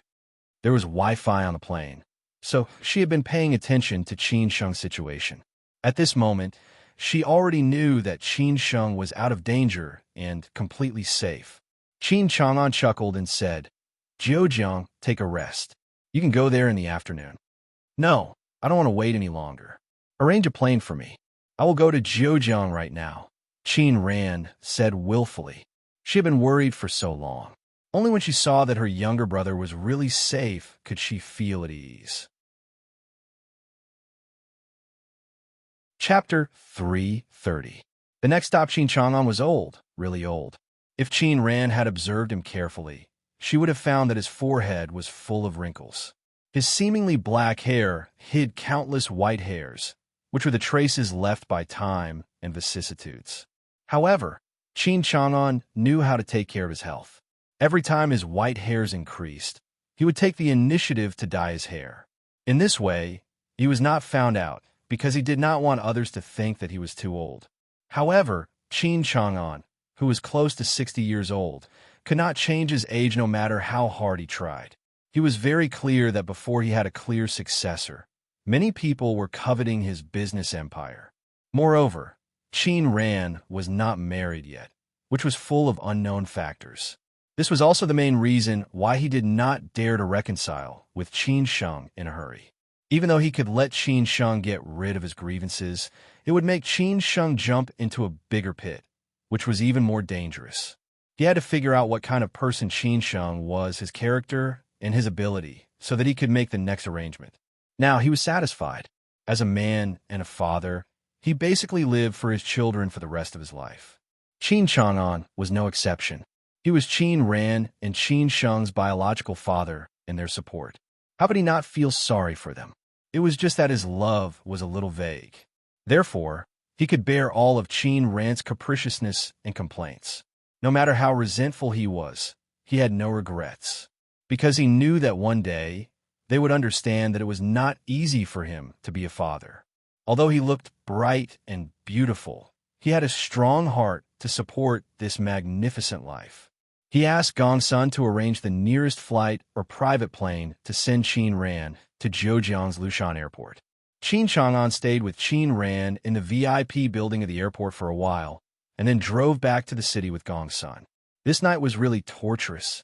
In Zhejiang City, Qin Sheng slept for 6 hours in the Express Hotel before he woke up. It was already afternoon. Qin Sheng dared not to stay in Zhejiang for fear that those people would catch up with him. After all, Zhejiang was too close to Huangmei town. The soaked clothes had been blown dry. Qin Sheng had to make do with them. After that, he went out to buy clothes, a new mobile phone, and a SIM card. After he turned off his mobile phone, he knew that many people were worried about his safety. Moreover, he needed to keep in touch with Changbaji. After he finished everything, it was already 4 o'clock in the afternoon. Qin Sheng went back to the hotel and called Changbaji. The first thing he asked was, "Lao Chang, have you found Qingyang?" Hearing the familiar voice, Changbaji was slightly relieved. However, Qin Sheng's question made him feel embarrassed. Changbaji was slightly relieved, but Qin Sheng's question put him in a difficult spot. As time went by, the hope became slimmer and slimmer. If Gu Qingyang escaped successfully, he would definitely contact them. If he could not get in touch with Qin Sheng, he would contact him or Hao Lei. However, there was no news at this moment. Obviously, it was more likely that something had happened. He gritted his teeth and said, "Keep looking for him. I believe that he will be fine. Keep looking for him." Though Changbaji was also worried about Gu Qingyang, he was used to life and death situations. Consequently, he said calmly, "Life and death are predestined. If he really dies here, it might be his fate. However, we will definitely not let him die in vain. Let's not talk about this. What's your plan now? You can't go to Wuhan, Hangzhou, or Xi'an." Changbaji was very concerned about Qin Sheng's next plan. "Let's not talk about this. What's your plan now? You can't go to Wuhan, Hangzhou, or Xi'an." Changbaji was very concerned about Qin Sheng's next plan. Qin Sheng had already figured out a plan today. Since he could not go to Wuhan, he could only go to that place. At least, he would be safe. So he replied, "I'm going to Tsingtao." Tsingtao. Changbaji frowned slightly. He did not know why Qin Sheng chose this place. Qin Sheng explained casually, "Qilu is a land of great heroes. I have a relationship with the Song family in Shandong. I almost became Song Jia's son-in-law. Though it's like a wolf walking into a tiger's mouth, it's safer than here. Since you've made up your mind, go to Tsingtao. During this time, don't contact anyone. I'll inform Hao Lei. When everything goes well there, we'll go there," Changbaji said after thinking about it carefully. Qin Sheng nodded silently. Then he asked, "What about you?" "I'll stay in Huangmei town for a few days. If there's no news about Qingyang, I'll take the risk and go back to Hangzhou to inquire about the news. After that, I'll find a place to recuperate and wait for your news," Changbaji said. Changbaji had arranged everything properly, so Qin Sheng did not need to worry too much. He did not care about Hao Lei and Tang Shi. He thought that Changbaji would inform them. What he needed to do now was to open up the situation quickly after he went to Tsingtao. However, he had no specific plan on how to do that. After hanging up with Changbaji, Qin Sheng went to the train station quickly and bought the latest train to Tsingtao. Then he went back to the hotel and checked out. There was only 1 hour left. Since last night, Qin Sheng's state of mind had fluctuated a lot. Once again, he escaped unscathed in such a situation. Compared with the situation in Mount Jiahua last time, it was much better. The next stop was Tsingtao. Qin Sheng knew that it would not be as easy as it was in Hangzhou. After all, he could make use of many resources in Hangzhou. However, in Tsingtao, he had to start from scratch. Unless he was willing to marry into the Song family and become the man of the enchantress of the Song family, he could not rise up quickly. However, it was obviously impossible. After all, he had to be responsible for Lin Su. Consequently, Tsingtao was not like Hangzhou. It was very likely that he would have to live a life in Xiamen for a long time. However, as long as he was still alive, there would be hope. Qin Sheng could bear the loneliness and guard it. He did not believe that his life was so bad that he had to wander from place to place. At the ticket gate of Zhejiang train station, Qin Sheng looked back at the city that passed by in a hurry. He did not have too many emotions. Currently, except for Xin, he was just a passerby in any other city. It was just a matter of time. Qin Sheng took out his phone and sent a message to Lin Su and Xue Qingyan. "I am safe now. Don't worry about me." Qin Sheng had an amazing memory. However, he could only remember a few phone numbers. Lin Su, Shui Qingyan, Chong Baji, and Hao Lei were among them. As for the others, he really could not remember them. Consequently, he did not need to greet them. Carrying the snacks that he bought in the convenience store, Qin Sheng, who looked a little haggard and confused, walked into the train station without looking back and started the next part of his journey. In a car outside the train station, Zhuang Zhou was sitting in the driver's seat. Beside him was Nan Gong, whose eyes were cold. Behind him was Qin Ran, who had arrived at Jiujiang at noon. She waited at the entrance of the hotel for a few hours and then followed Qin Sheng for the whole day. She saw everything that Qin Sheng did. Looking at her tired brother who was living such a secretive life, Qin Ran really felt sorry for him. She could not wait to go up and reconcile with him right now, but in the end, she held back. She already knew everything that happened last night from Zhuang Zhou and Nan Gong. It was another frightening night. When she heard it, her heart was pounding. It could be seen how her younger brother passed the experience last night. Fortunately, her younger brother had made it through safely, without any accident or injury. Otherwise, she would definitely ask Qin Chang'an for an explanation. As for those who bullied her younger brother, she would make them pay the price soon, especially Yin Chaozong, who kept pestering her. It seemed that the lesson last time was not harsh enough. Sister, he has already gone in. We should go. Nangong turned around and said softly. She was 2 years younger than Qin Ran, so she called her sister since she was young. Qin Ran was also very nice to her. However, when they met, they were already more than 10 years old, so Nangong and Qin Sheng did not have much contact. Qin Ran sighed and said, "Where is he going?" Tsingdao, Zhuang Zhou, who had already received the news, replied directly. Qin Ran bit her lip and said, "I really don't know how many days and nights like this he has experienced and how many different cities he has been to, but he still does not have a stable life."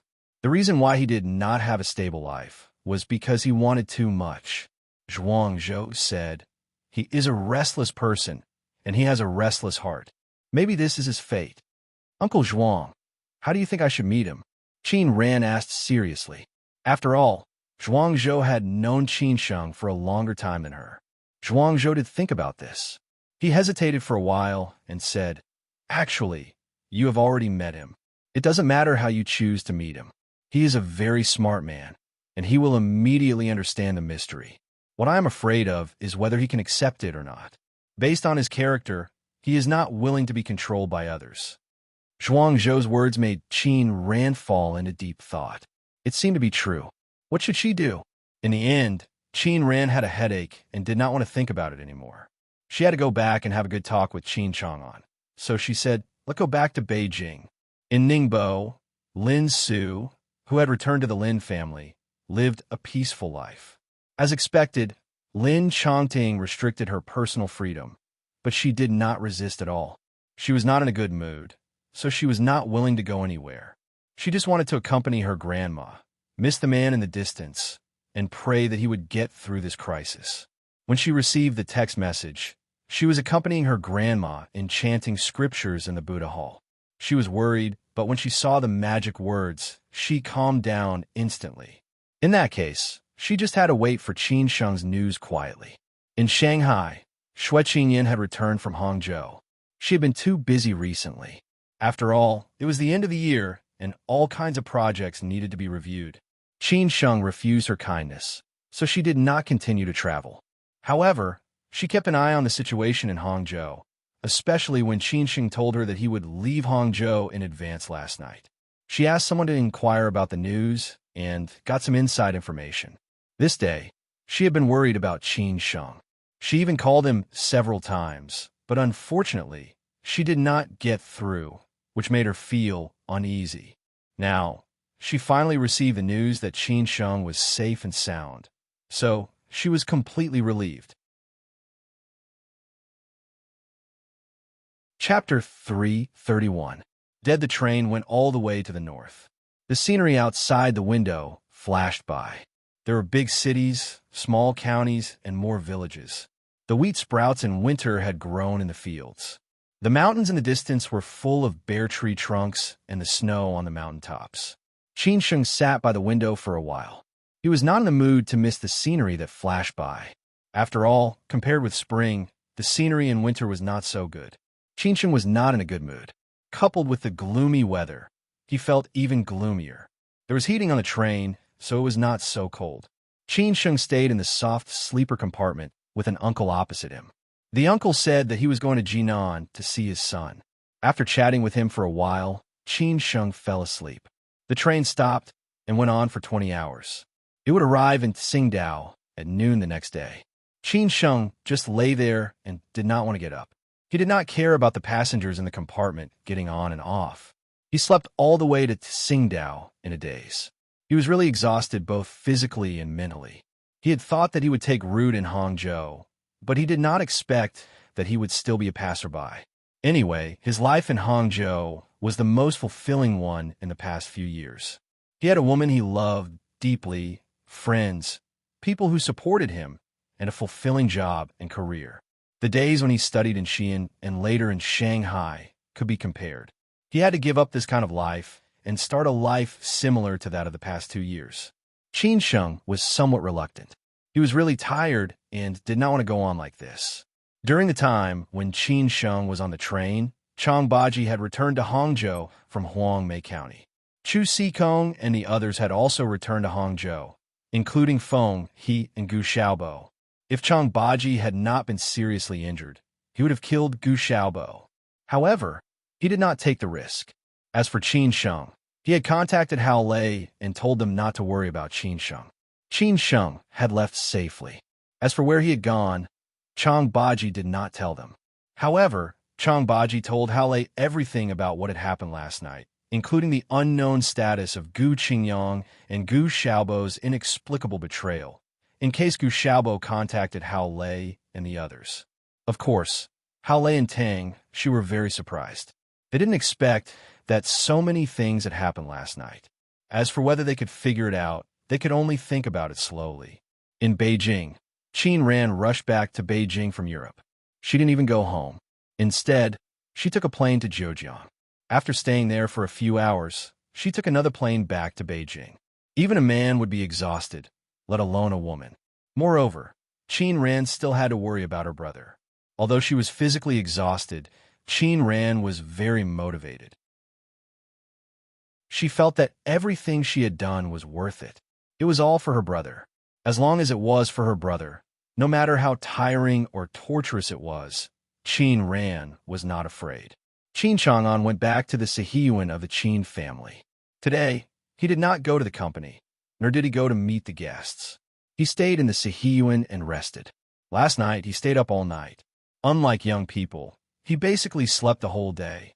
When Qin returned to the Sihiyuan, it was dinner time. Zhuangzhou had informed Gongsun, so the kitchen prepared a few more dishes. Zhuangzhou and Nangong did not follow her back. Instead, they went to Tsingtao first. They would meet Qin there and continue to protect him in secret. Gongsun had been waiting in the yard in advance. He hurried to help Qin carry her bag. After that, he asked the servants to put Qin's suitcase in the room. He muttered, "You are such a troublemaker. You have been on the plane for 2 days. Don't you feel tired? You must have not eaten yet. Your father is waiting for you in the dining room." Qin knew that Uncle Gongsun cared about her, so she did not talk back. She went directly to the dining room. Qin Chang'an was eating slowly. He was totally different from Qin. Qin wondered whether this son was his biological son or not. As soon as Qin sat down, she was about to say something. Qin Chang'an stopped her and said, "Fill up your stomach first. These are all your favorite dishes." Qin wanted to talk back, but she finally held back. She had to pick up the bowl and chopsticks. Qin Chang'an picked up a few favorite dishes for her. When the bowl of rice was empty, Qin said, "When are you going to reconcile with your brother?" Qin Chang'an scooped a bowl of soup for Qin and said unhurriedly, "He is safe now. Don't worry." Hearing this, Qin instantly stood up in anger and shouted directly, "Qin Chang'an, do you think no one can control you? Believe it or not, I will call Grandma and Uncle now. Believe it or not, I will go to Shangxi to find eldest uncle." Her brother was still dragging his tired body outside, while Qin Chang'an was enjoying delicious food here. How could Qin Ran feel balanced? This time, she was really angry. Not only did she mention grandma and uncle, but she also mentioned eldest uncle, who few people knew about. He was the person that Qin Chang'an was most afraid of. As for this eldest uncle, he was more legendary than Qin Chang'an. He was also Qin Chang'an's biggest support. Without this man behind him, the Qin family would not have today's foundation. Qin Chang'an was stunned. It seemed that no one had mentioned this person for a long time. He hesitated for a while and finally said, "You are a girl. How could you do this? I just said that you should wait for a few days and let him adjust his state in Tsingtao. Then you'll meet again. Do you think it is appropriate to meet him now? He has just experienced so much. If you suddenly give him a heavy bomb, I am afraid that he will not be able to recover in a short time." It was not until then that Qin Ran realized that she had been fooled by Qin Chang'an. She sat down helplessly and said, "You already had a plan. Why didn't you tell me? Did you ask me?" Qin Chang'an was speechless. He really owed this girl in his previous life. She was the only one who dared to show her fangs and brandish her claws in front of him unscrupulously. If it were someone else, Qin Chang'an would have slapped her. Qin Ran admitted her mistake in a hurry and said, Okay. I was wrong." Qin Chang'an said meaningfully, "All right. Stay in Beijing for a few days and have a good rest. When he is emotionally stable, you can go to Tsingtao and take him back to Beijing. I will wait for him in Beijing. As for your grandmother, don't inform her yet. When she sees me, I will call her personally. The Zhu family has hated me for so many years. It is time to ease the relationship between them." The relationship between him and the Zhu family was really stiff. Qin Sheng was the key to ease the relationship between him and the Zhu family. Upon hearing that she could finally recognize her brother, Qin Ran's mood was really indescribable. Her whole face instantly became as bright as a flower. She showed her white teeth, and even her eyes were smiling. She smiled sweetly and stood up. "All right, I will go back first. Take your time to eat." Qin Chang'an said helplessly, "Are you full? Why are you in such a hurry?" Qin Ran said without turning her head, "I am afraid that you will find me annoying." Qin Chang'an finally showed a long-lost smile on his face. This way of getting along with each other seemed to be a little like a father and a daughter. In normal days, they were like enemies. However, father and daughter were father and daughter after all. No matter how much resentment they had in their hearts, it would be solved eventually. At noon the next day, Qin Sheng, who had slept all the way, finally arrived in Tsingtao. In the past few hours, except for eating halfway, he basically slept all the time. It seemed that he wanted to make up for the sleep of a few months. He could not wake up no matter how hard he tried. The moment he stepped out of the train, Qin Sheng had a feeling of déjà vu. Because last time when he went back to Shanghai from Xin, he also took the train. At that time, he was full of confidence about the future. He even boasted by the Huangpu River, saying to the Huangpu River and the tall buildings across the river, "One day, this city will remember me for many years." But now more than a year had passed. He had experienced a lot of ups and downs. In the end, he went back to the distant point and started everything from zero. Did he regret it? He did not, because he was still young. If he gave up at this time, his life would really be over. Qin Sheng took a taxi to the hotel he had booked, which was located in the Badawin scenic area in Tsingtao. After lunch, he was ready to walk around in the Badawin scenic area and then go to the seaside to relax. The reason why the Badawin was called Badawin was that there were 8 roads at that time, all named after the 8 passes of the Great Wall, namely Shaowan Road, Jaiwan Road, Hengwan Road, Xingyangwan Road, Linawagwan Road, Ningwagwan Road, Zaijingwan Road, and Jiangwan Road. These 10 roads crisscrossed and formed a scenic area with a radius of several miles. Therefore, they were collectively called Badawin, which was a famous recuperation area with many historical buildings left behind. After walking around the scenic area, Qin Sheng went to the seaside. When he was in high school, Qin Sheng's favorite singer was Su Wei. His current situation was just like Su Wei's song, "You Used to Be." He used to dream of traveling around the world with a sword and seeing the prosperity of the world. When he was young, he was always a little frivolous. Now, he regarded the world as his home.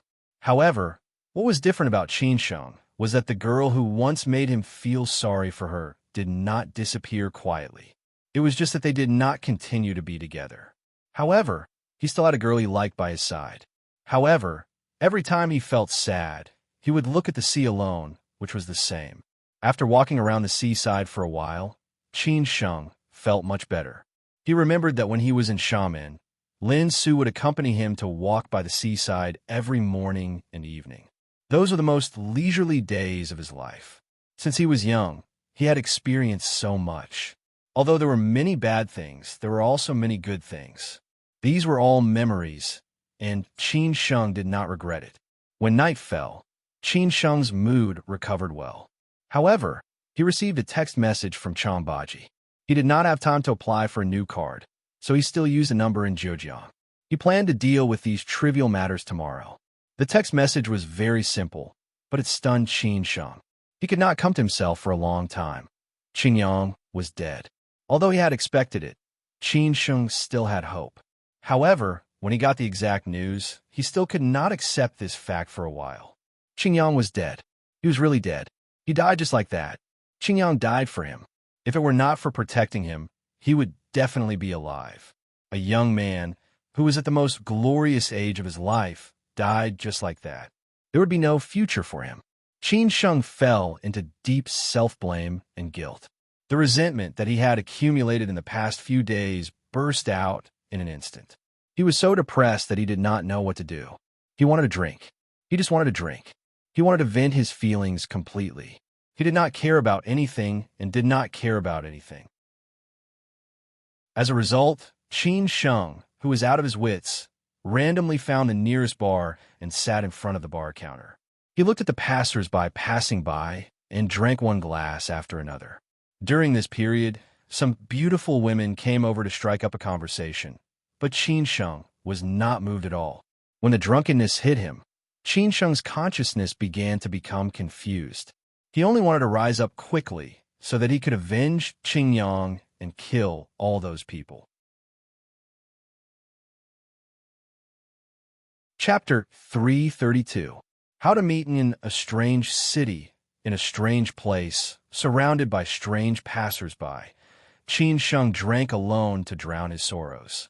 He wanted to vent the resentment in his heart. He was not willing to owe others, but he still owed a lot of people after all. He could not return the favor to some people now, such as Gu Qingyang, who had died for him. A few days ago, they were together, drinking, chatting, and thinking about the future. They said that if Hangzhou could not accommodate them, there would be other places to accommodate them. As long as they were together, they believed that they could make it. The night before yesterday, they fought side by side and experienced a moment of life and death. In the end, Gu Qingyang chose to die for Qin Sheng.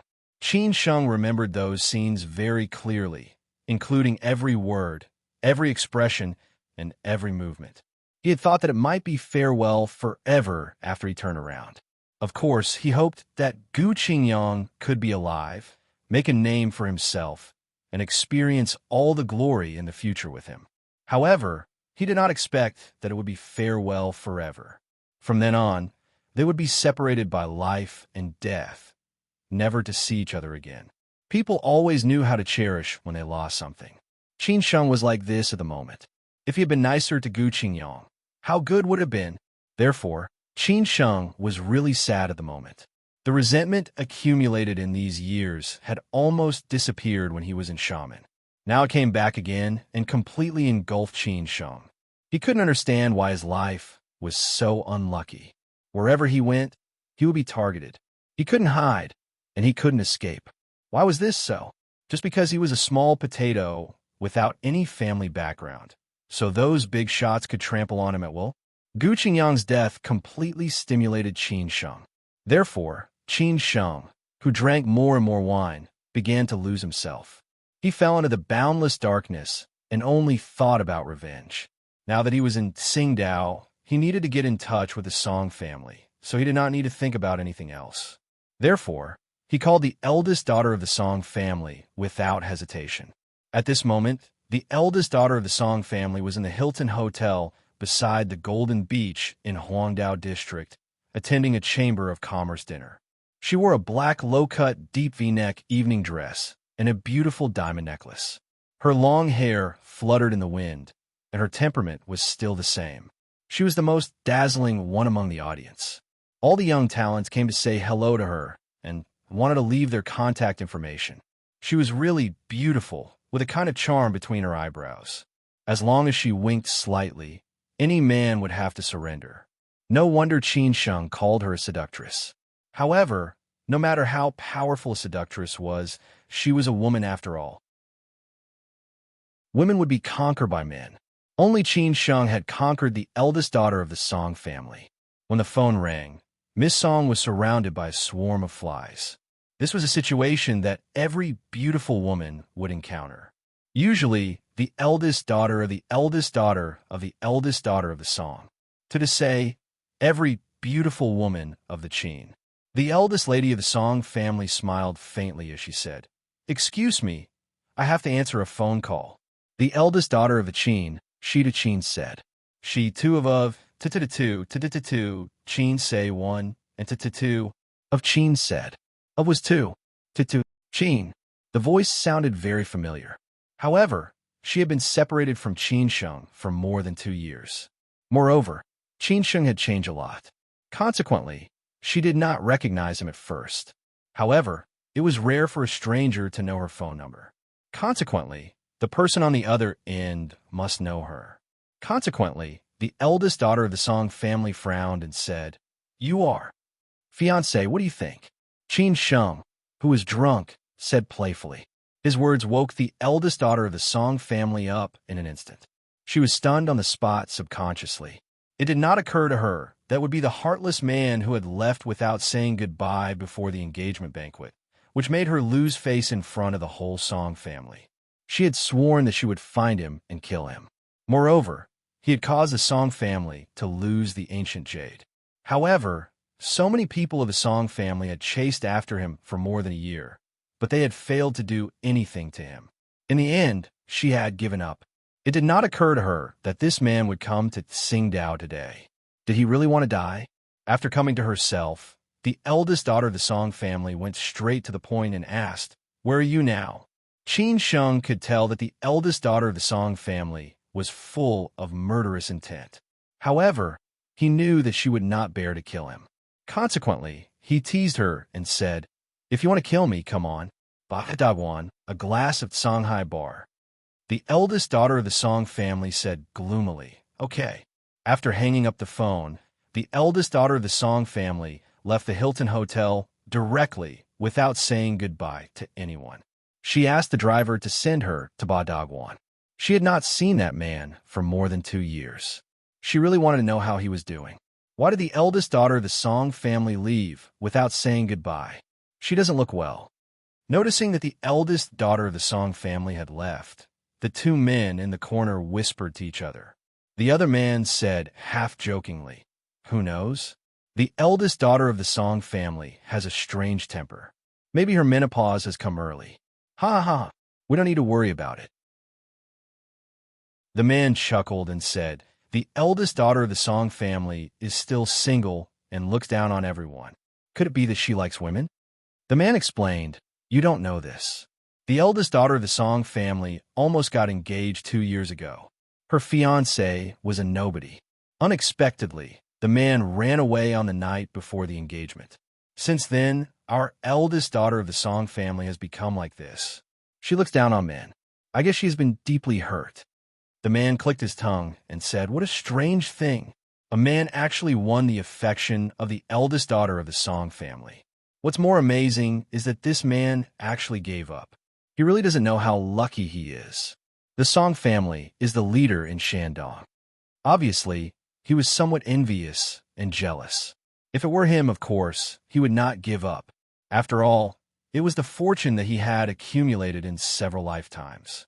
The man opposite him sighed and said, the Song family in Shandong is not scary. The scary one is the Song family in Beijing. They are the real giants." At this point, they stopped talking. If they continued and were heard by someone with ulterior motives, they might offend someone. The winter in the north was somewhat cold, not to mention that they were in Tsingtao by the sea. The eldest daughter of the Song family only put on a coat and ran out. She did not have time to change her clothes at all. She did not know whether she hated the heartless man more or loved him more. Anyway, it was very contradictory.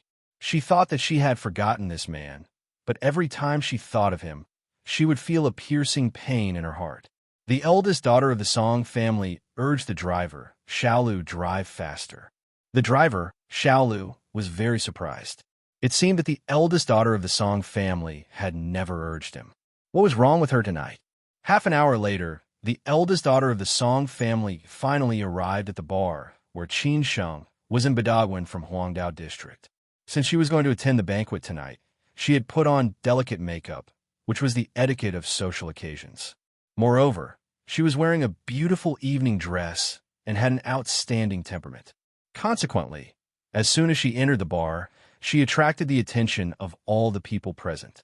No matter men or women, they were all attracted by this beauty who suddenly walked in. All the people present were silent.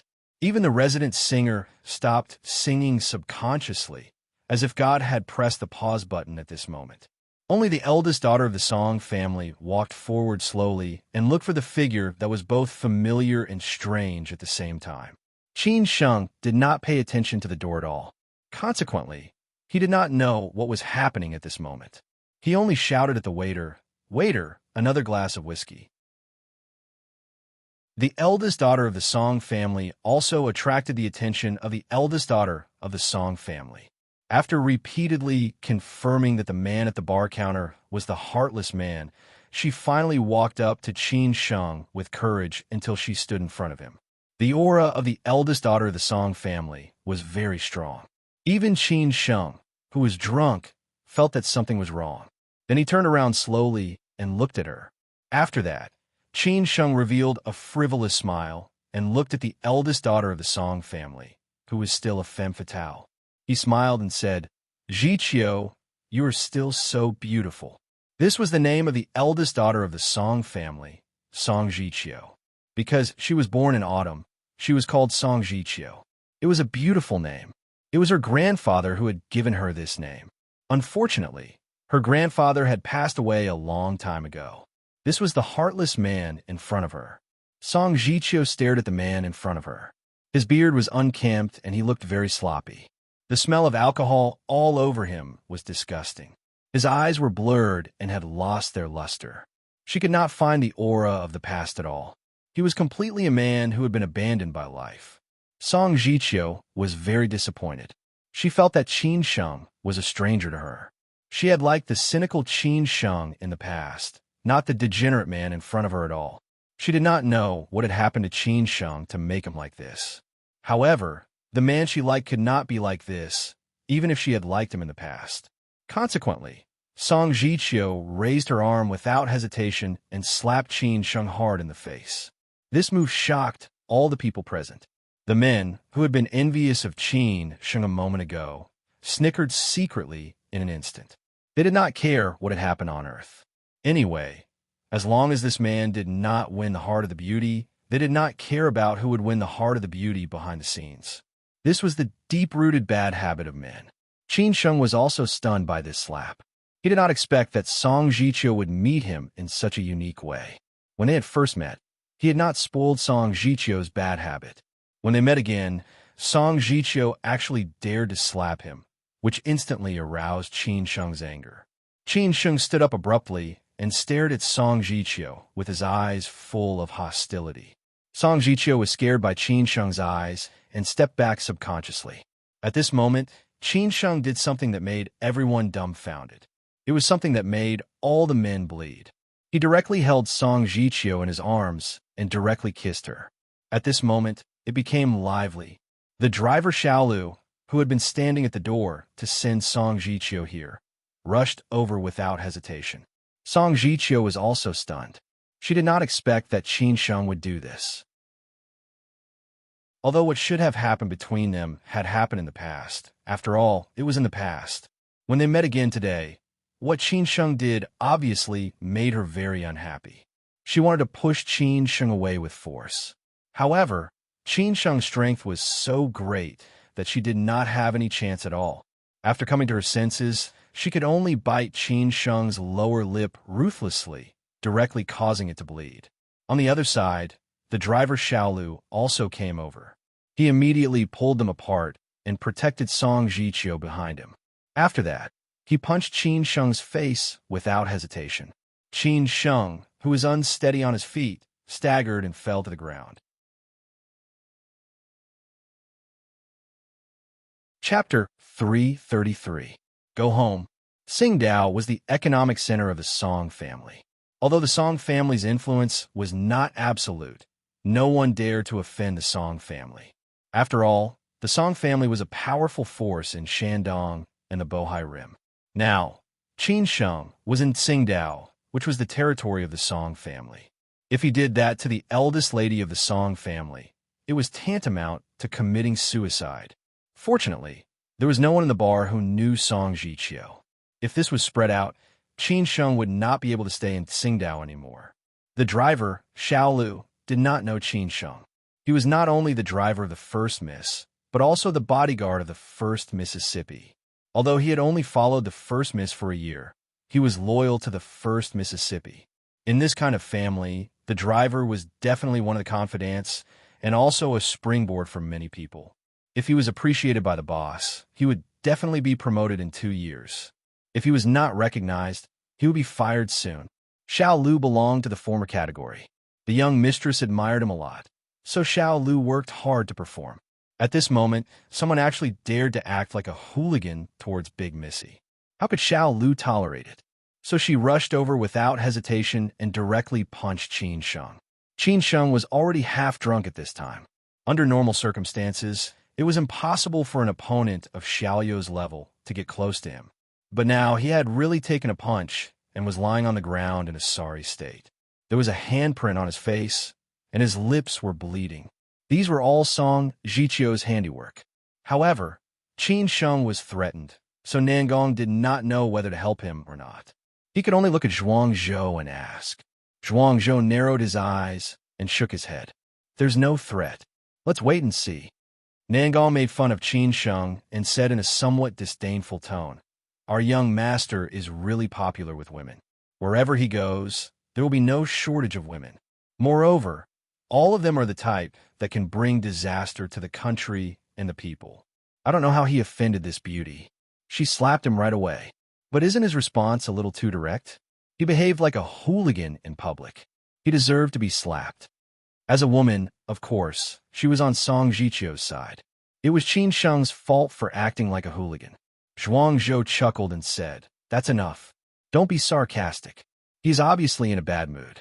Besides, he drank so much wine. He is not in his usual state anymore. Humph. Nangong snorted coldly. In any case, her impression of this young master was getting lower and lower. Just a little setback, and he was beaten to such a state. He wantonly indulged himself. Not only was he a philanderer, but he also did not respect women. In front of the bar, the sudden scene could be said to be like the ups and downs of a roller coaster. The eldest lady of the Song family made a stunning entrance. She walked up to Qin Sheng and gave him a slap without saying anything. Qin Sheng responded strongly, hugged her, and kissed her. The eldest lady of the Song family would rather die than give in and bit Qin Sheng. In just a few minutes, the plot was even more exciting than a movie. After Xiaolu knocked Qin Sheng down, he continued to pursue him. Who asked Qin Sheng to bully the goddess in his heart, the lover of his dreams? It would not be too much to beat him to death. However, at this time, Song Jiqiu directly grabbed Xiaolu and shouted, Xiaolu, stop. Xiaolu thought that the man in front of him had a grudge against the first miss, so the first miss had hit him. He was confused and said, First miss, why did you let him go just like that? How about I call the police directly? Song Jiqiu was totally confused. She felt quite speechless as she said, He is my friend. You can go out. Don't worry about me. Young miss, this? Xiaolu was still puzzled. Song Jiqiu's expression changed slightly as she said, I asked you to go out first. Don't you understand? Sensing that the first miss was going to lose her temper, Xiaolu did not dare to say anything else and walked out of the bar in a hurry. As for the man in front of him, He guessed that the relationship between the first miss and the man in front of him was definitely not clear. After Xiaolu left, the bar owner, who was standing not far away, asked, "Beauty, do you need any help?" Song Jiqiu was not interested in any man, so she directly refused politely as she said, "No, thank you." After saying that, she looked at Qin Sheng, who was still lying on the ground and laughing. She was completely speechless about Qin Sheng. They had not seen each other for 2 years. Where had the Qin Sheng, who had been high-spirited and frivolous, who had teased her in various ways, gone? Why was he only a drunkard who pretended to be crazy and acted like a fool? Anyway, they had had feelings for each other. Although Qin Sheng had abandoned her in the end, Song Jiqiu was not that kind of unreasonable woman. Consequently, she bent over and helped Qin Sheng up as she said, "Get up, get up." Perhaps Qin Sheng was tired or bored. He did not continue lying on the ground. He stopped smiling and sat on the chair with Song Jiqiu's help. After that, he drank wine without saying a word. Song Jiqiu was somewhat worried, so she asked, "Are you all right?" Qin Sheng wiped the blood on his mouth with a tissue. This coquettish woman still had the same temper and made him suffer again. Then he asked the waiter for an ice hockey ball, wrapped it in a towel, and applied it to his red and swollen face. He was punched and slapped, which was really terrible. Qin Sheng still did not say anything. He covered his face with one hand and held a glass of wine with the other. Song Jiqiu's mood was messed up by Qin Sheng's sudden appearance. She was really mad and said angrily, "You just want to drink, don't you? I'll drink with you. Let's get drunk today. Waiter, one more glass of whiskey." When the waiter served the wine to Song Jiqiu and she was about to take the glass, Qin Sheng grabbed her wrist and said, "It's not too late to kill me now. When I wake up, you won't have a chance." Qin Sheng's words made Song Jiqiu lose her temper in an instant. She had just said those words out of anger. After all, he was the only man who had been close to her heart. Even if she had been given a knife, she would not have killed him. Song Jiqiu stared at Qin Sheng and said with her eyes full of tenderness, "I need a reason." It seemed that she had changed instantly and was not as tough as she had been a moment ago. Qin Sheng lowered his head and said, "There are some things that I don't know how to tell you. You only need to know that during the 2 years, I would not stop for anyone." Song Jiqiu did not ask further. Instead, she asked in this way, "What about now?" Qin Sheng sighed and said, "I'm tired. It has been 2.5 years. You have never contacted me. You appeared suddenly and disappeared suddenly. Today, you showed up again suddenly. Qin Sheng, why did you torture me?" Song Jiqiu gnashed her teeth and said, she had thought that Qin Sheng would be her Mr. Right, but it did not occur to her that Qin Sheng would make the whole Song family lose face. For her, it was impossible to persuade her family to choose Qin Sheng.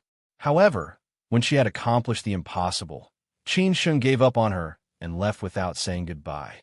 In the end, the engagement party became the biggest joke for her and the Song family in the past 2 years. Qin Sheng took a sip of the wine and said with a bitter smile, "I'm sorry." "What's the use of saying sorry?"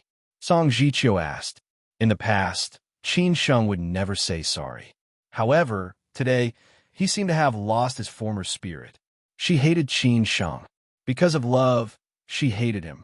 In the end, they fell into contradiction. Qin Sheng laughed and said, "Let's drink. Let's not talk about the past or the future. Let's not go home until we are drunk tonight." Since Qin Sheng was not willing to do anything, Song Jiqiu was not willing to ask any more questions. She took off the coat draped over her shoulders and wore only the evening dress, revealing her impressive figure and firm breasts. She raised her head and drank up the whiskey in the glass in one gulp. This movement was extremely sexy. In particular, the perfect curve of her neck matched with her beautiful collarbone was really irresistible. The surrounding men could not help but swallow their saliva. However, everyone knew that such a woman could not belong to them. Obviously, this woman was not ordinary at all. When Song Jiqiu finished the glass, Qin Sheng also raised his head and drank up the glass of whiskey. With a beautiful woman by his side and a fine wine in his hand, he was happy. Everything else was just fleeting clouds. Therefore, In the following time, the two of them were silent and did not say anything. They just sat there and kept drinking. The more Qin Sheng drank, the more drunk he became. Finally, he could not hold on anymore. Song Jiqiu also began to be a little drunk. In the past, she had almost never touched alcohol. In everyone's eyes, she was a lady from a respectable family. However, after she met Qin Sheng, she completely changed her appearance. During the period when Qin Sheng left, she finally became good at drinking and often accompanied by alcohol. It was not until nearly half a year ago that she recovered. When Qin Sheng was drunk and lying on a bar counter, Song Jiqiu, as Qin Sheng's only friend in Tsingtao, had to take this drunkard back. Of course, she also paid the bill for Qin Sheng. Song Jiqiu could not help but scold Qin Sheng. After putting on her coat, Song Jiqiu asked the driver, Xiaolu, to come in. After that, they supported Qin Sheng to leave the bar. Zhuangzhou and Nangong also followed them out. They had already found out the information about Beauty Song and found that she was not dangerous. It had to be said that their intelligence was very fast. Maybe it was because the eldest Miss Song was too famous. However, for them, the closer they were to Sijio City, the more powerful their resources and connections would be. After all, the Qin family also had many industries in Tsingtao. More importantly, they also had a lot of business contacts with the Song family. After helping Qin Sheng get in the car, Song Jiqiu sat in the back row. Qin Sheng directly lay on her lap, which made Song Jiqiu feel very uncomfortable. However, she could do nothing about it. After all, Qin Sheng was so drunk. Eldest lady, where are we going? The driver, Xiaolu, asked casually. He thought that they were going to take Qin Sheng to a hotel. Now he knew that it might be a misunderstanding. Obviously, he was a little impulsive. However, the eldest lady did not intend to blame him, which made him feel relieved. However, he still had a lot of doubts about this man. Song Jiqiu was lost in thought. She did not know where Qin Sheng lived. If she took him to a hotel randomly, she would be worried about this drunkard more or less. Consequently, Song Jiqiu finally decided to go home. The driver, Xiaolu, was stunned for a few seconds. He thought that he did not hear her clearly. Then he asked, Eldest lady, go home? Song Jiqiu said calmly, Xiaolu, what's wrong with you today? He's my very good friend. Since he is so drunk, I must take care of him. Do you have any questions? Also, nobody is allowed to tell anyone about what happened today. Otherwise, you will bear the consequences. The driver, Xiaolu, replied in a hurry, Eldest lady, I understand. I understand. After he finished speaking, he did not dare to say anything else. He drove to Huangdao in a hurry. This was the eldest lady's privacy. Of course, he could not pry into it casually. However, who on earth was this man? How could he be taken home by the eldest lady? It should be noted that apart from the immediate family members, no man had ever entered the eldest lady's mansion, including him. Chapter 334. Rekindling. Old love cities near the sea were always full of luxury houses with sea views. Moreover, Tsingtao, which was even more dazzling than Jinan, the provincial capital, was full of luxury houses with sea views. Song Jiqiu lived in the deep blue center on Hong Kong Road, which was a first-class luxury house in Tsingtao. It had a panoramic view of Fushan Bay and the most beautiful view of Tsingtao through the full-screen French windows every day. If she lived here, she would be in a good mood every day. The Song family owned many industries in Tsingtao, such as real estate, as well as many luxury houses, such as the famous number 8 Liang Road and the Hanbai Building Manor on Phoenix Mountain. These were all built by the Song family. However, Song Jiqiu didn't want to live in the luxury house of the Song family, in case she would be disturbed all the time. On the way, Qin Sheng basically lay on Song Jiqiu's legs to rest. It seemed that he was drunk. He held Song Jiqiu's waist naughtily and touched Song Jiqiu's slender and beautiful legs unconsciously many times, which made Song Jiqiu feel ashamed and annoyed. She was afraid that the driver, Xiaolu, would see it, so she stopped him many times. However, Qin Sheng, who was unconscious, didn't know that in the end, Song Jiqiu gave up and let him do whatever he wanted. She didn't know how to deal with this drunkard. Maybe she owed him in her previous life. When they arrived at the gate of the Deep Blue Center, Qin Sheng couldn't help it anymore. As soon as the car stopped, he opened the door and ran out. He bent over and vomited on the roadside. Song Jiqiu trotted over, frowned, and patted Qin Sheng's back to make him feel better. She even muttered, "Do you have to drink yourself to this extent? Is the previous Qin Sheng dead?" As the miss of the Song family, Song Jiqiu had never taken care of others like this, which was a luxury for every man. However, she met her enemy today. She had no choice but to take care of her boyfriend like a little woman. The driver, Xiaolu, handed a bottle of water to Song Jiqiu. Song Jiqiu didn't let Qin Sheng rinse his mouth until he almost finished vomiting. After Qin Sheng rinsed his mouth, he drank the remaining half bottle of water and finally became sober. It might be because Qin Sheng had a good physique, so he had a strong ability to detoxify himself after drinking too much. Unlike many people who were completely hopeless when they got drunk. "Are you not cold?" Qin Sheng straightened his back and turned around to look at Song Jiqiu, who got off the car in her evening dress in a hurry. Her hair was a little messy in the cold wind. It seemed that he had never seen Song Jiqiu look so lovely before. Xiaolu, the driver, came to his senses and ran back to the car in a hurry to take Song Jiqiu's coat. However, Qin Sheng was one step ahead of him. He took off the coat and put it on Song Jiqiu. Song Jiqiu did not refuse Qin Sheng's coat, which was full of the smell of alcohol. She was somewhat touched. Song Jiqiu was also a little drunk. She squinted and asked, "Am I dreaming?" Qin Sheng stroked Song Jiqiu's long hair and chuckled as he said, "If it is a dream, I will never wake up from it." Song Jiqiu put her arms around Qin Sheng's waist and leaned on Qin Sheng's shoulder, unwilling to say anything. She used to think that she would definitely lose her temper and give him a good scolding when she saw Qin Sheng again or find someone to beat him up. After that, they would be even and never see each other again. However, after she saw Qin Sheng for real, she realized how stupid her idea was. After all, people could not deceive themselves. She still liked Qin Sheng. Qin Sheng stroked Song Jiqiu's back gently.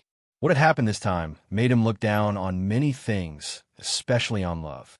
Only the weak would run away from everything, while the strong would only think of ways to solve their problems. In this life, people did not need to care about the views of the secular world. They could never leave themselves with regrets. Only when they became strong enough could they have everything they wanted, including women. They could not give them to others and then say, "I wish you happiness." They could only give their happiness by themselves. At this time, Xiaolu, the driver, who had taken the coat and came out, was shocked by this scene. As expected, the relationship between this man and the eldest lady was unclear. No wonder the eldest lady had not been in love in recent years and had no chance to have further contact with a man. It turned out that there was someone in her heart that she could not let go of. Xiaolu had to treat the man in front of him seriously. After a long time, Qin Sheng noticed that the driver, Xiaolu, who was not far away, was embarrassed. He did not know whether to come or leave, and he felt more uncomfortable standing there. Then he slowly let go of Song Jiqiu and said, "It's cold outside. Put on the coat." Song Jiqiu wiped the tears from the corners of her eyes quietly and then nodded obediently.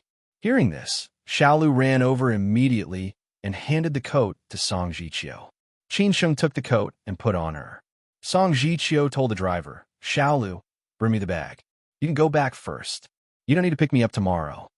"Okay, eldest lady." Xiaolu immediately did as she was told.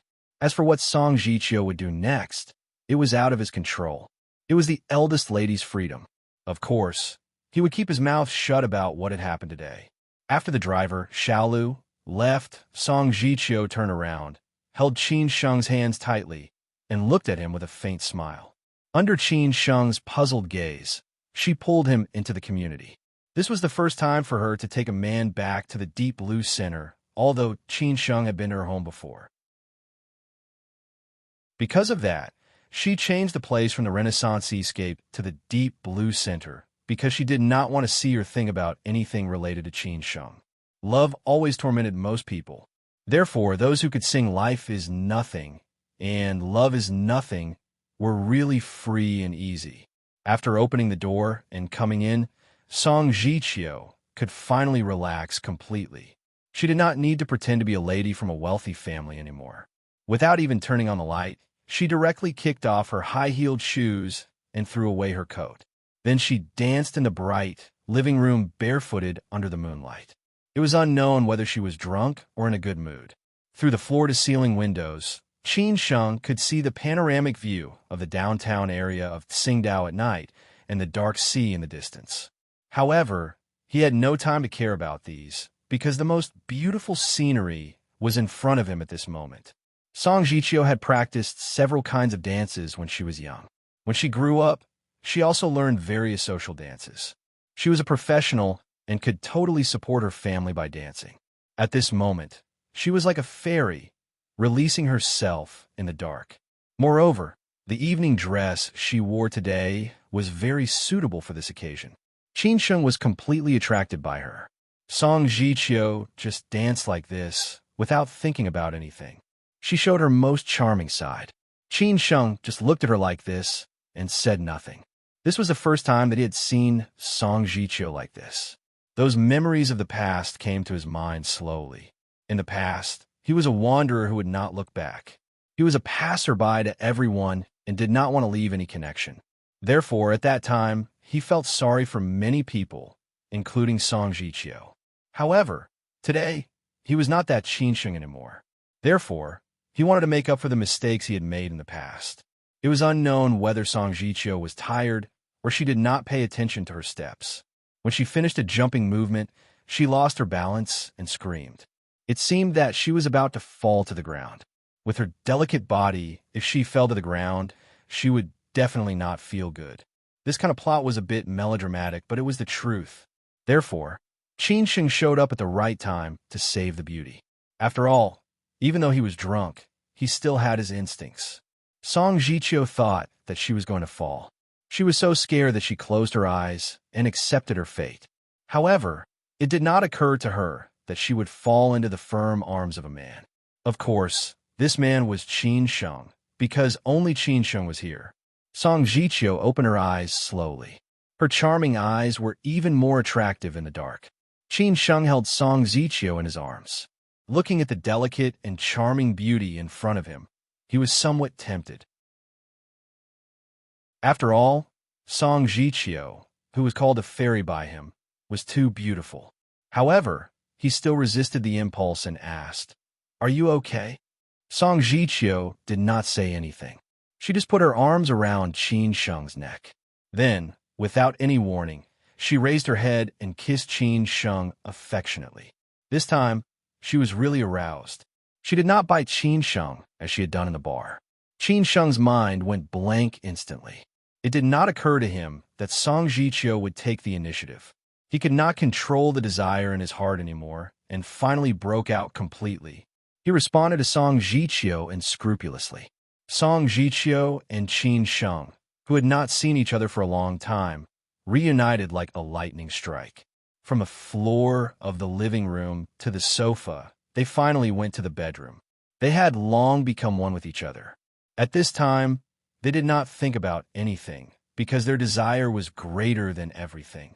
In the early morning, the sunlight shone through the French window on the naked man and woman who were hugging each other on the bed. The mess on the bed told the story of last night. The sunlight was somewhat dazzling. Qin Sheng opened his eyes in a daze. At this time, he had a splitting headache. When he lowered his head, he saw the beautiful woman lying in his arms. Qin Sheng was slightly stunned. It was not until then that he recalled what had happened yesterday. He could not help smiling bitterly and being speechless. Wine is really not a good thing. Qin Sheng moved Song Jichio away quietly and stood up quietly. He did not disturb her to continue her rest. After all, he was a little too presumptuous last night and made Song Jichio suffer for most of the night. It did not occur to him that the old love would be rekindled on the first night when they reunited again. Standing in front of the floor-to-ceiling window, Qin Sheng was in a good mood. Tsingtao was indeed a nice city. It was not a bad choice to stay in this city in the future. However, he was destined to leave this place. It was just a matter of time before he left. Are you going to leave without saying goodbye again? When Qin Sheng was thinking about his next plan, he heard Song Jichio's lazy voice behind him. She had woken up when Qin Sheng stood up. Qin Sheng smiled slightly. He turned around and looked at Song Jichio up and down with his scorching eyes. He said, "From now on, I will stay in Tsingtao and never leave. I'm going to be a gigolo." After saying that, Qin Sheng walked towards Song Jichio slowly. Song Jichio was too tired. If Qin Sheng asked her again, she would not be able to deal with him. Consequently, she held the quilt tightly, subconsciously, and said no. Qin Sheng was amused by Song Jichio's pitiful look. He laughed out loud and said, "You sleep for a while. I will go to make breakfast after taking a shower." After saying that, Qin Sheng walked into the bathroom.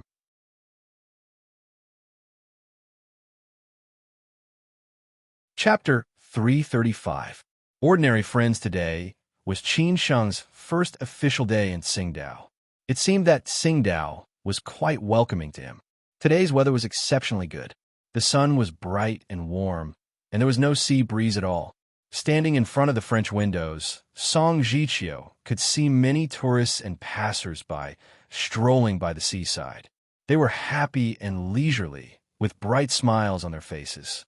Song Jichio stayed in bed for a while. After Qin Sheng went to make breakfast, she got up, took a shower, and changed into pajamas. Then she lay lazily on the deck chair in front of the French windows, enjoying the comfortable sunshine on her face. After a while, she took out her mobile phone and made a few calls. She had an appointment today to meet two friends, both of whom were the children of the Song family's partners in Tsingtao, who were close to her. Her plan was completely disrupted by Qin Sheng's arrival. After making the phone calls, Song Jichio sighed, feeling somewhat upset. Both she and Qin Sheng were adults, and they did not regret what had happened last night. However, what should they do next? Fox, time for breakfast. Qin Sheng, who had already made breakfast, shouted outside. At this moment, Qin Sheng was not as upset as Song Jichio. He had drunk too much last night, and he had been in a bad mood. In the end, his body was controlled by his instinct, and he called Song Jichio inexplicably and spent the whole night with her inexplicably. Hearing Qin Sheng's call, Song Jichio replied casually, and then she walked out of the bedroom with a forced smile. Qin Sheng, who was pouring juice, heard the footsteps and looked up at Song Jichio subconsciously. Song Jichio, who was wearing white suspender pajamas and bathed in the sunshine, exuded a unique fragrance. Her hair was a little wet, and she was barefoot, exposing her long legs, neck, and chest. There was also the strawberry left by Qin Sheng last night on her chest. She was extremely sexy, and any man could not control himself.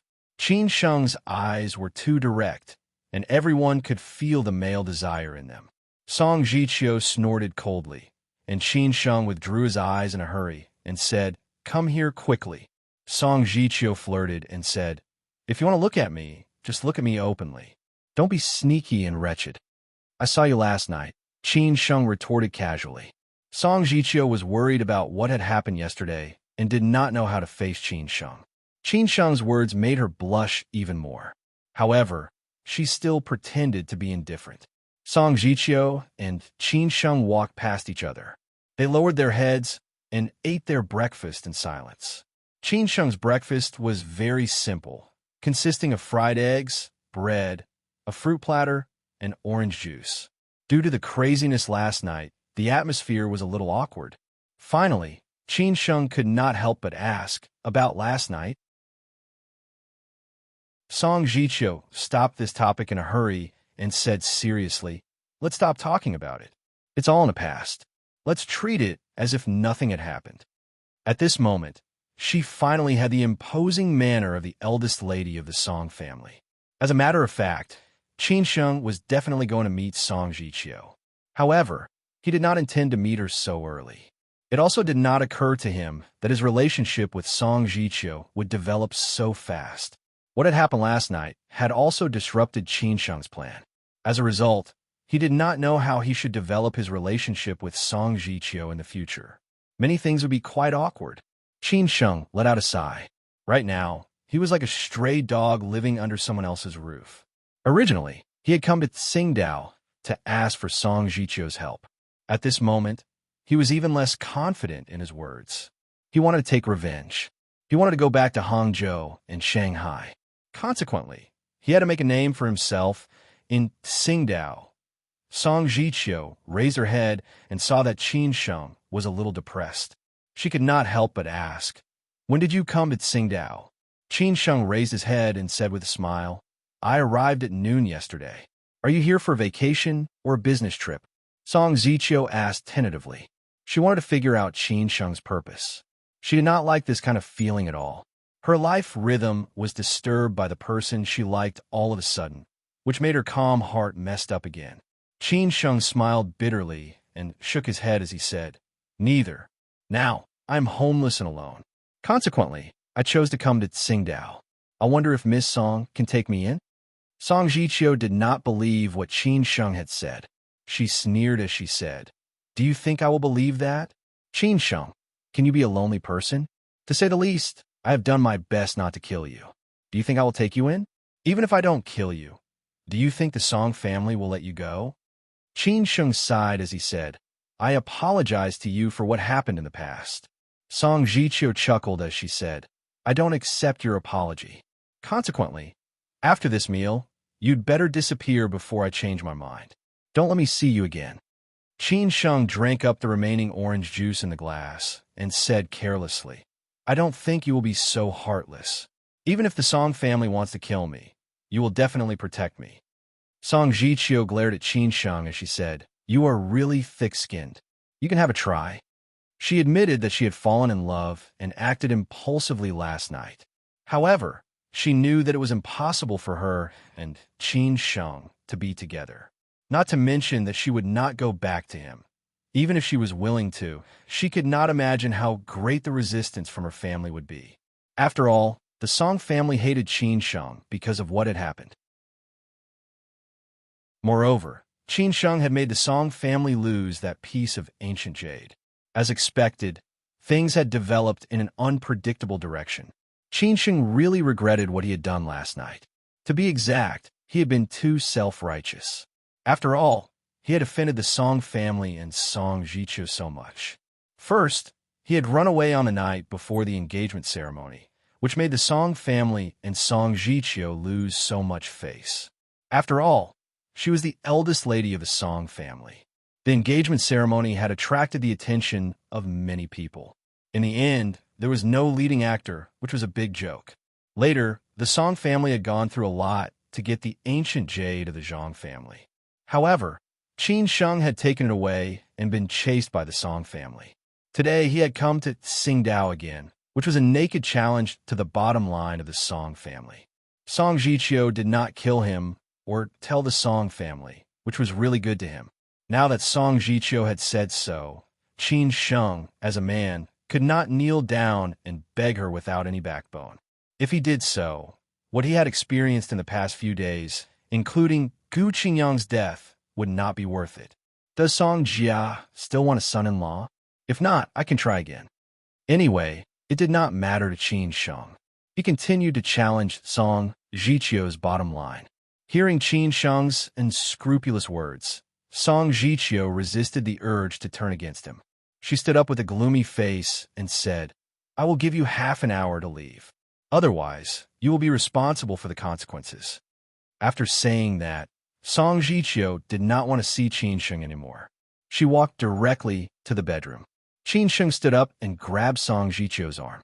Song Jichio, who was not prepared, was directly held in his arms.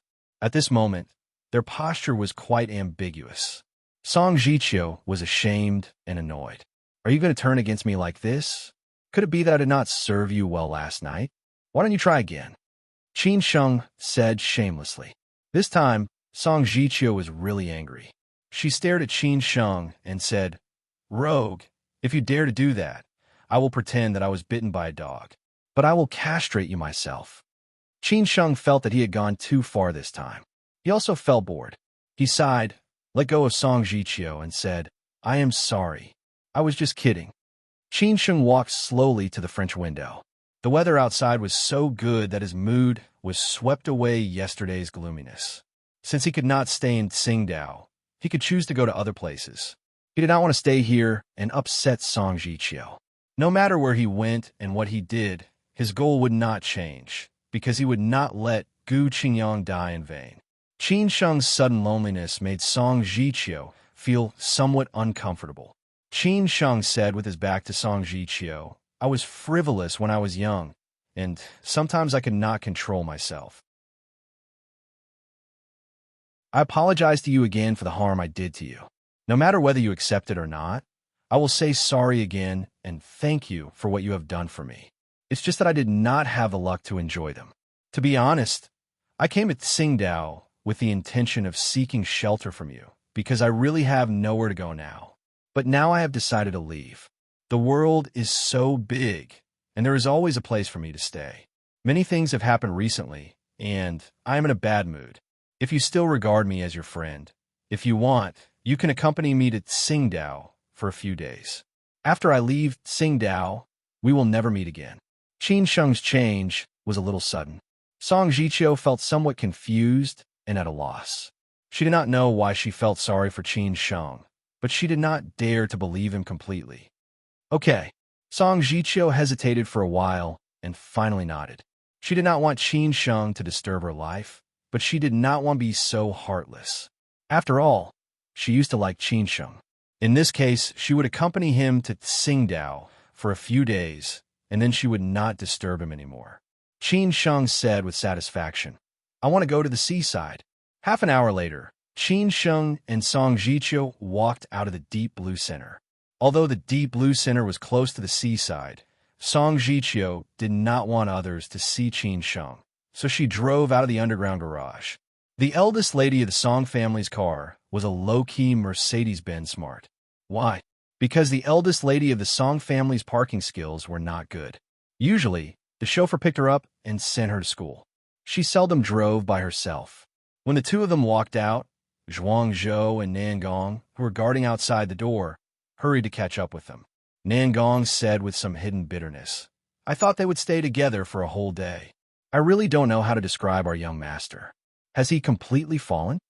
Zhuangzhou found it funny and said, "Why do I feel that you are jealous?" "I am jealous? Why would I be jealous? I just can't stand it." Nangong retorted in a hurry. Zhuangzhou did not say anything. He did not care about these things. Qin Sheng had disappeared for more than 2 days. The group of people in Hangzhou still could not find him. In the end, they had no choice but to announce that the task had failed completely. However, someone had to take the blame. After Chu Xikong and Feng he returned to Hangzhou, Chang Baji also followed them back to Hangzhou. However, he did not contact the previous group of people. Instead, he hid in the market quietly and followed Gu Xiaobo in secret. Finally, he knew Gu Qingyang's ending. Although he felt quite upset about it, he did not let his anger get to his head. Based on his current strength, he might not be a match for Gu Xiaobo. If he wanted to kill Gu Xiaobo, he had to recover first.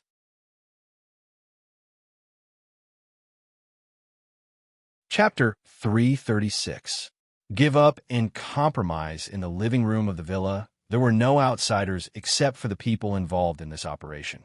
Hulan, Li Qingfeng, and Luo Changgong represented 3 different forces, plus Gu Xiaobo, the traitor.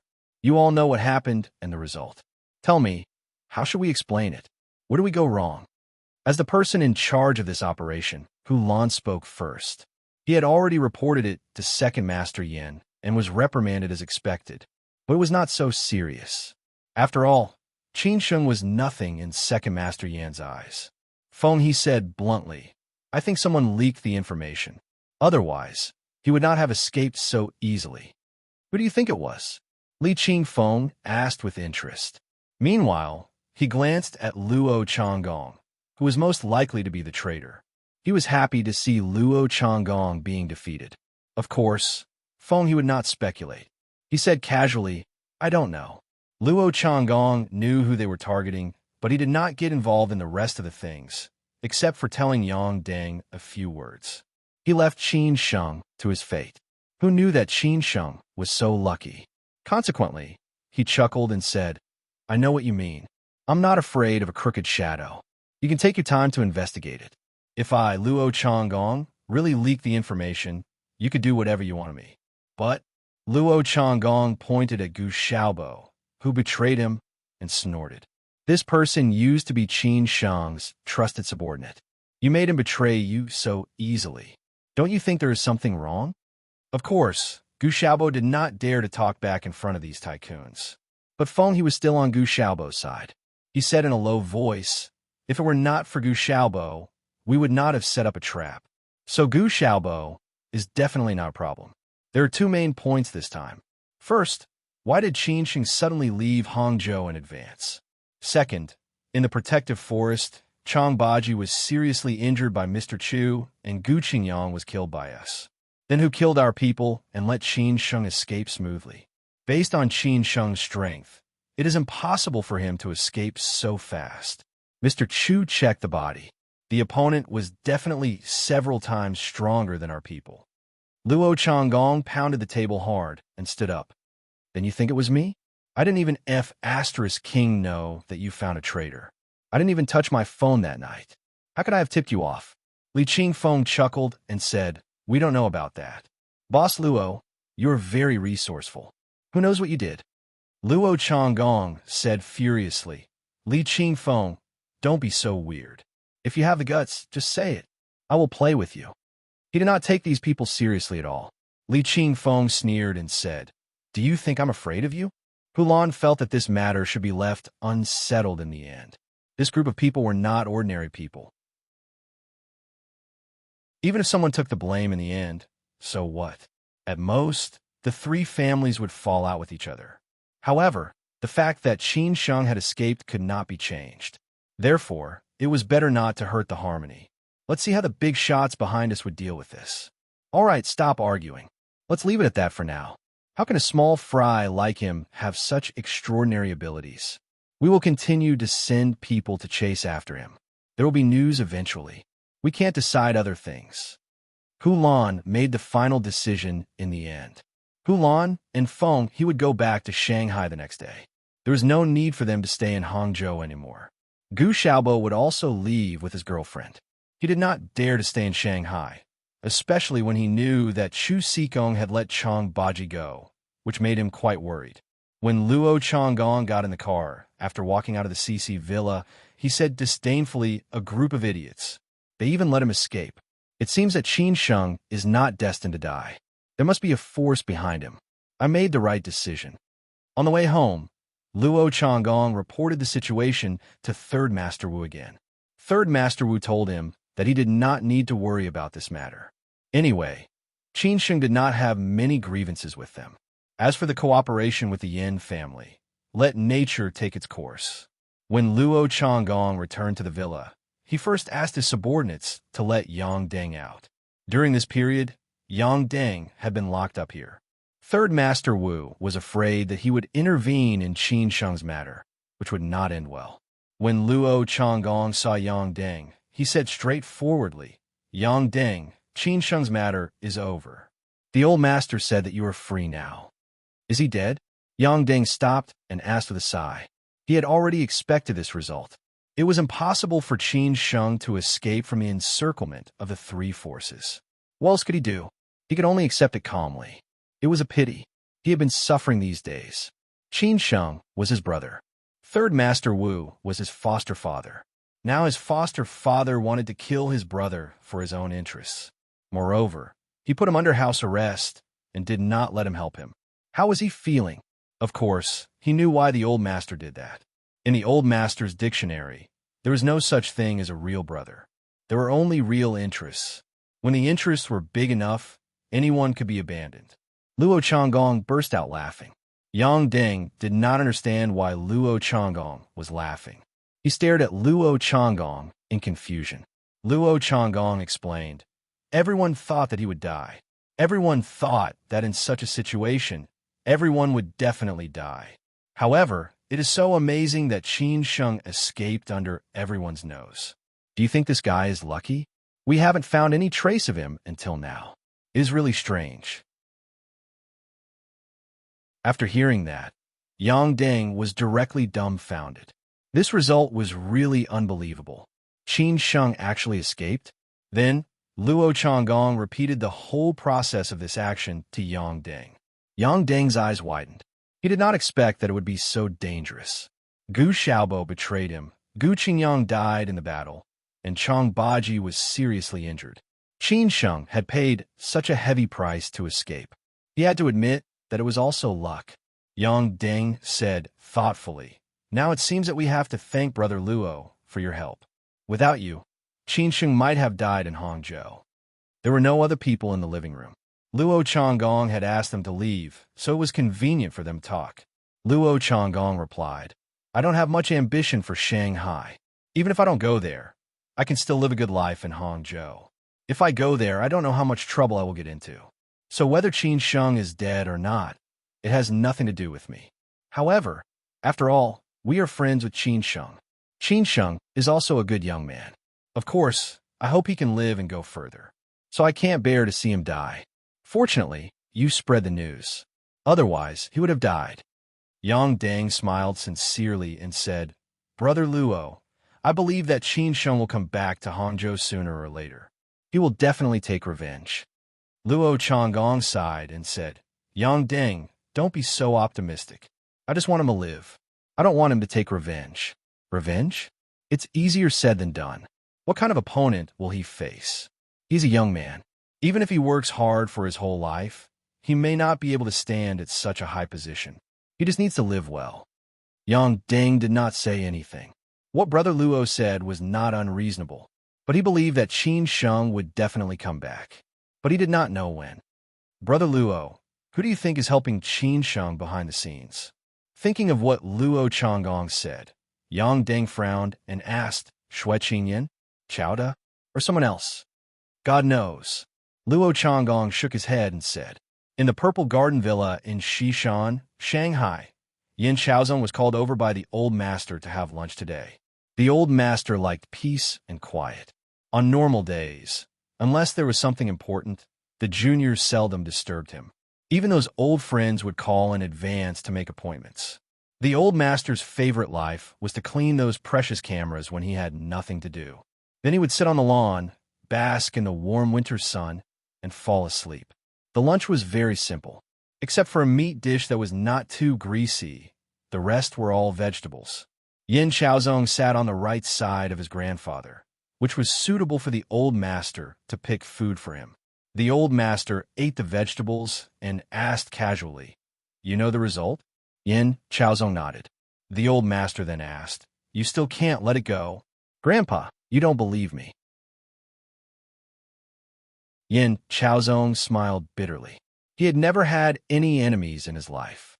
Qin Sheng was the first one. Now it had nothing to do with Lin Su. He had let go of Lin Su, but he could not let go of Qin Sheng. If Qin Sheng did not die, he would really feel uneasy. The old master sighed and said, "You and your father really have the same temperament. Both of you are not like me. Let this matter go. Don't think too much and do your job well. I will ask your second uncle to continue the investigation. If he is smart and is lucky to be alive, he will hide his identity. If he is as stubborn as you, he will be easily found out. The Yin family will not give him a chance." "I will listen to Grandpa," Yin Shaozong replied anxiously. He was very clear that although his grandfather said this in a calm tone, he was obviously very dissatisfied with him. If he was really stubborn about this matter, he might even be stripped of his right to be the successor. The old master nodded silently, then changed the topic and said, "Go to Beijing at the end of the month. Your granduncle wants to introduce a girl to you. This girl's family is comparable to our Yin family. If you feel good about her, then get along with her. If you don't like her, then tell your granduncle directly. You could decide by then." "Okay, I got it." Yin Shaozong did not resist. He still understood what his grandfather meant.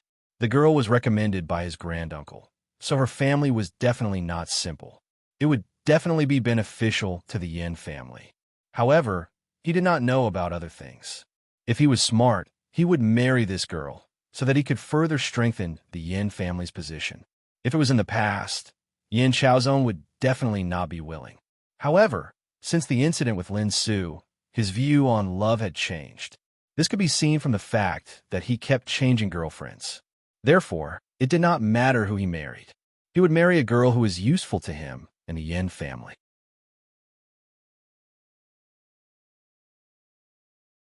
Chapter 337. Trouble. In China, the provincial capital was the economic, political, and cultural center of a province. However, in some provinces, the provincial capital was overshadowed by other cities, such as Tsingtao and Jinan and Shandong, Xiamen and Fuzhou and Fujian, Shenyang and Dalian and Liaoning, etc., who were better than the provincial capital in terms of economy and culture and became dazzling stars. Jinan suffered the most.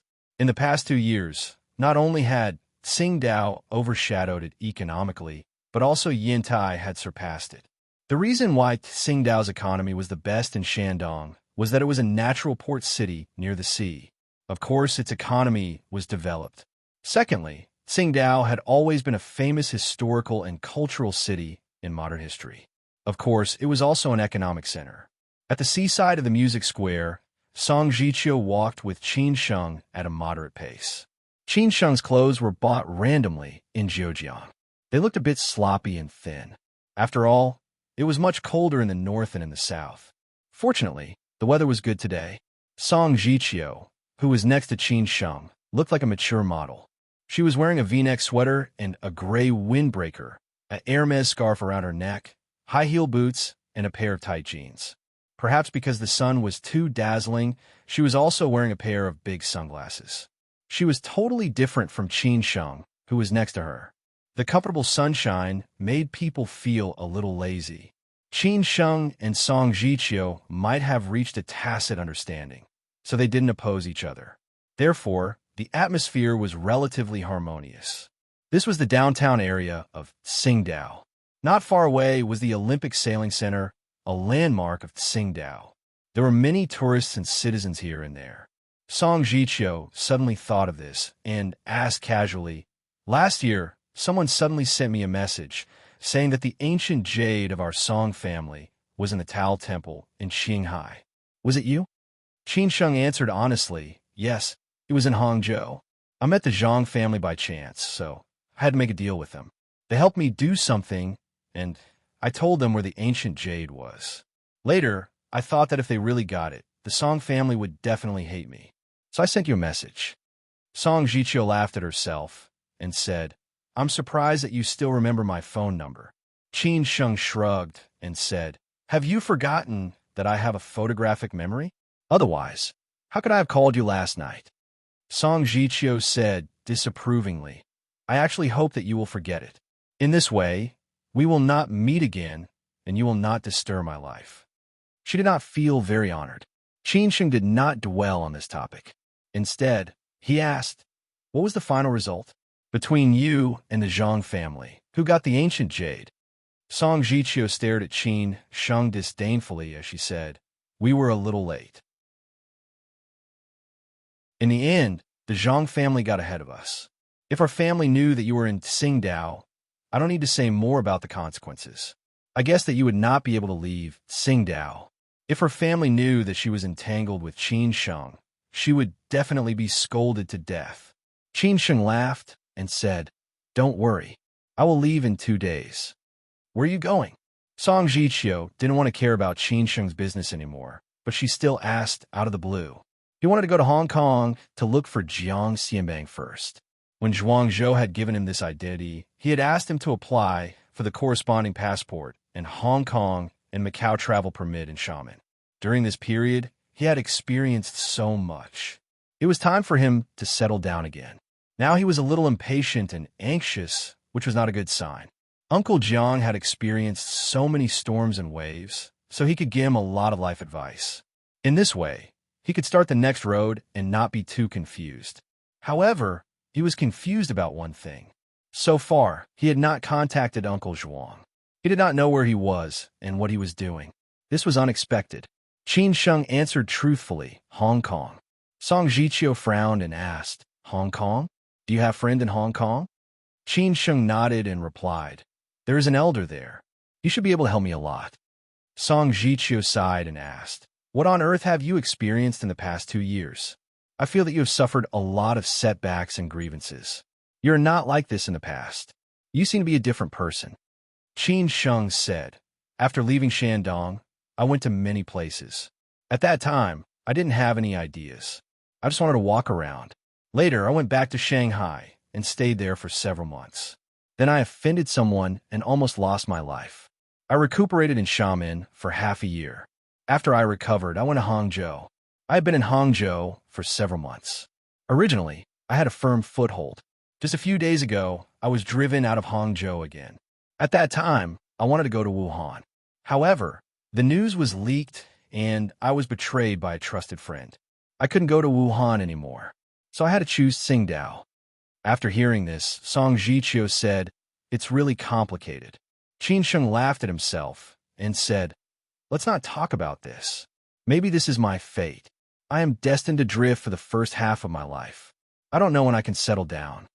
Song Jiqiu squinted and said, "Maybe you want too much, so you have to pay more than others."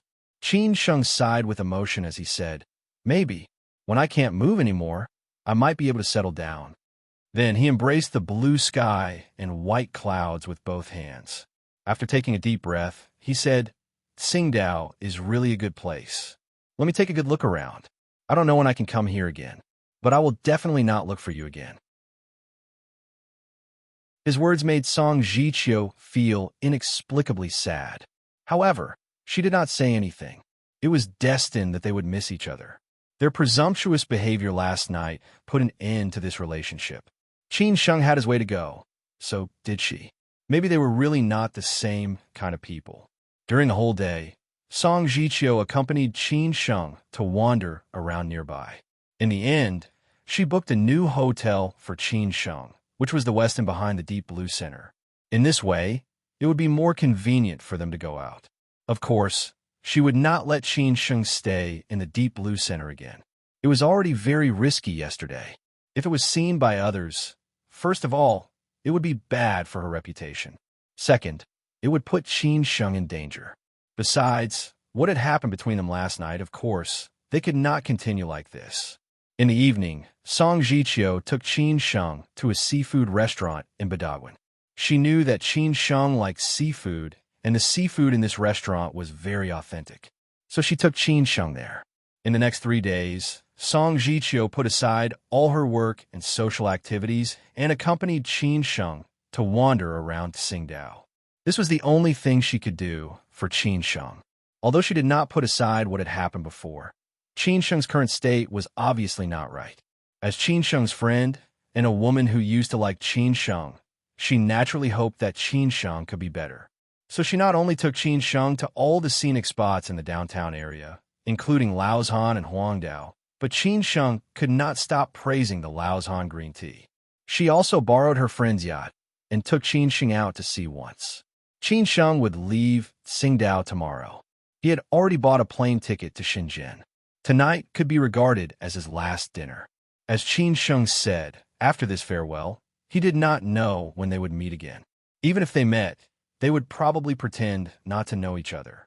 Food stalls by the sea were Qin Sheng's favorite.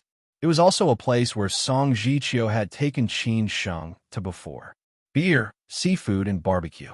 Song Jiqiu was familiar with Qin Sheng's temperament. She knew that he did not like those high-end restaurants. He only liked this kind of food stalls that were down to earth. Of course, they could only do it indoors in this season. If they did it outdoors, they would have been frozen to death. Seafood and barbecue were all over the table. Qin Sheng and Song Jiqiu held the beer mugs. The authentic Tsingtao beer tasted absolutely good. Song Jiqiu picked up the mug and said, "I wish you no more ups and downs in your life. The road ahead is bright and sunny. I also wish you can find a confidant as soon as possible. You don't have to travel all over the world as your home." "Thank you." Qin Sheng thanked her sincerely.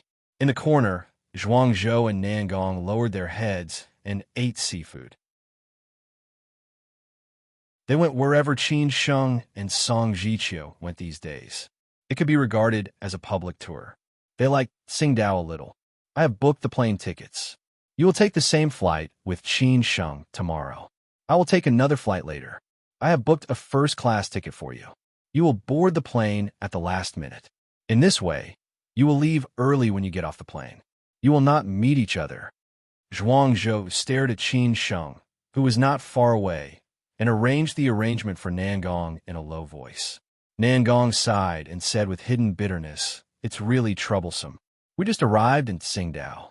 Now we have to go to Shenzhen and then Hong Kong. When will it end? I don't know. Let's wait for Beijing's arrangement." Zhuang Zhou smiled bitterly. Nangong stared at Qin Sheng and said, "When he returns to Beijing, he must compensate me for what I have done. Otherwise, I will definitely not spare him." "That depends on your ability." Zhuang Zhou smiled and said. In number 8 Liang Road, Song Jiqiu was not willing to live in the building developed by the Song family. However, the other members of the Song family were quite willing to live there. After all, the Song family was a luxury house manufacturer in Tsingtao. Living in a luxury house of the Song family, they did not need to pay for it. Song Jianing, Song Jiqiu's cousin, lived here. Except for the elders, he was the one who loved Song Jiqiu the most in the Song family.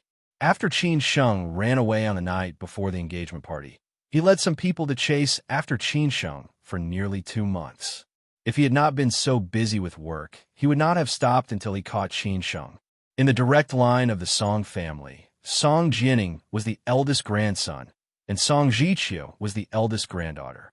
Consequently, they had a very good relationship. These days, Song Jianing had been on a business trip in Shanghai. He had just come back today. Every time he went on a business trip, he would bring Song Jiqiu gifts and invite her to dinner. Today was the same. Unexpectedly, when he called Song Jiqiu, she said that she had something to do and was having dinner with her friends. In this way, Song Jianing felt that something was wrong. Before this, the company's assistant had told him that Song Jiqiu had not come to work in the company for 4 days. This was not Song Jiqiu's character. In addition, Song Jianing's friend had said that he had seen Song Jiqiu go out to sea with a strange man on a yacht. Originally, Song Jianing had planned to ask Song Jiqiu when he saw her. Unexpectedly, he did not see her today. Song Jianing had to think more. Could it be that his sister was in love? Consequently, Song Jianing called Xiaolu, Song Jiqiu's driver. After the phone was connected, he said on purpose, "Xiaolu, where is Jiqiu? Why can't I get through to her?" "Well," Xiaolu said hesitantly. Song Jianing followed up and asked, "I already know something. It depends on whether you are willing to tell me. If you want to continue working in the Song family, you should tell me the truth. Otherwise, you can leave tomorrow." "Which man has Jiqiu been with these days?" Song Jianing was totally talking nonsense, but he hit the nail on the head. Xiaolu, the driver, had a guilty conscience. Hearing young Master Song's words, he was so scared that he had to tell him everything. After hearing Xiaoyu's words, Song Jianing's expression changed instantly. He hung up the phone directly and went straight to the place where Song Jiqiu and Qin Sheng had dinner.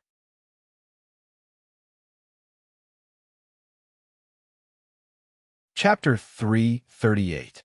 Chapter 337. Take him down. Song Jianing was 3 years older than Song Jiqiu. They got along well with each other.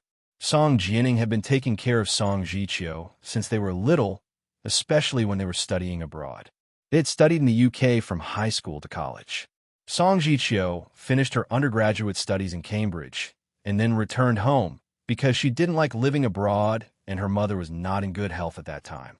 Song Jianing studied at the Imperial Institute of Technology and then went to the London Business School for his MBA. Therefore, during those years in the UK, they depended on each other and took care of each other, so they had a deep relationship. As for what had happened 2 years ago, most of the people in the Song family had not supported it. Only Song Jianing had stood by Song Jiqiu's side firmly. He had hoped that Song Jiqiu's Mr. Right would be a son of a noble family with a well-matched family background. In this way, Song Jiqiu could have a better position in the family. Moreover, he had heard too many stories about unmarried men. However, love was unpredictable. After all, Song Jiqiu liked it. If they tried to stop her, she would be hurt more and feel resentful. In this way, she would live a tiring life. After all, only when they liked each other could they be happy in love. Therefore, Song Jianing supported Song Jiqiu in the end. He had a good impression of Qin Sheng in all aspects, including his style of talking, temperament, and his way of dealing with people. Therefore, he was optimistic about this relationship more or less. However, he didn't expect that so many things would happen later. Qin Sheng abandoned Song Jiqiu on the night before the engagement party, which made Song Ziqiu a joke in the whole Song family. Song Jiqiu was such a proud woman. The fact that she had chosen Qin Sheng had already surprised many people.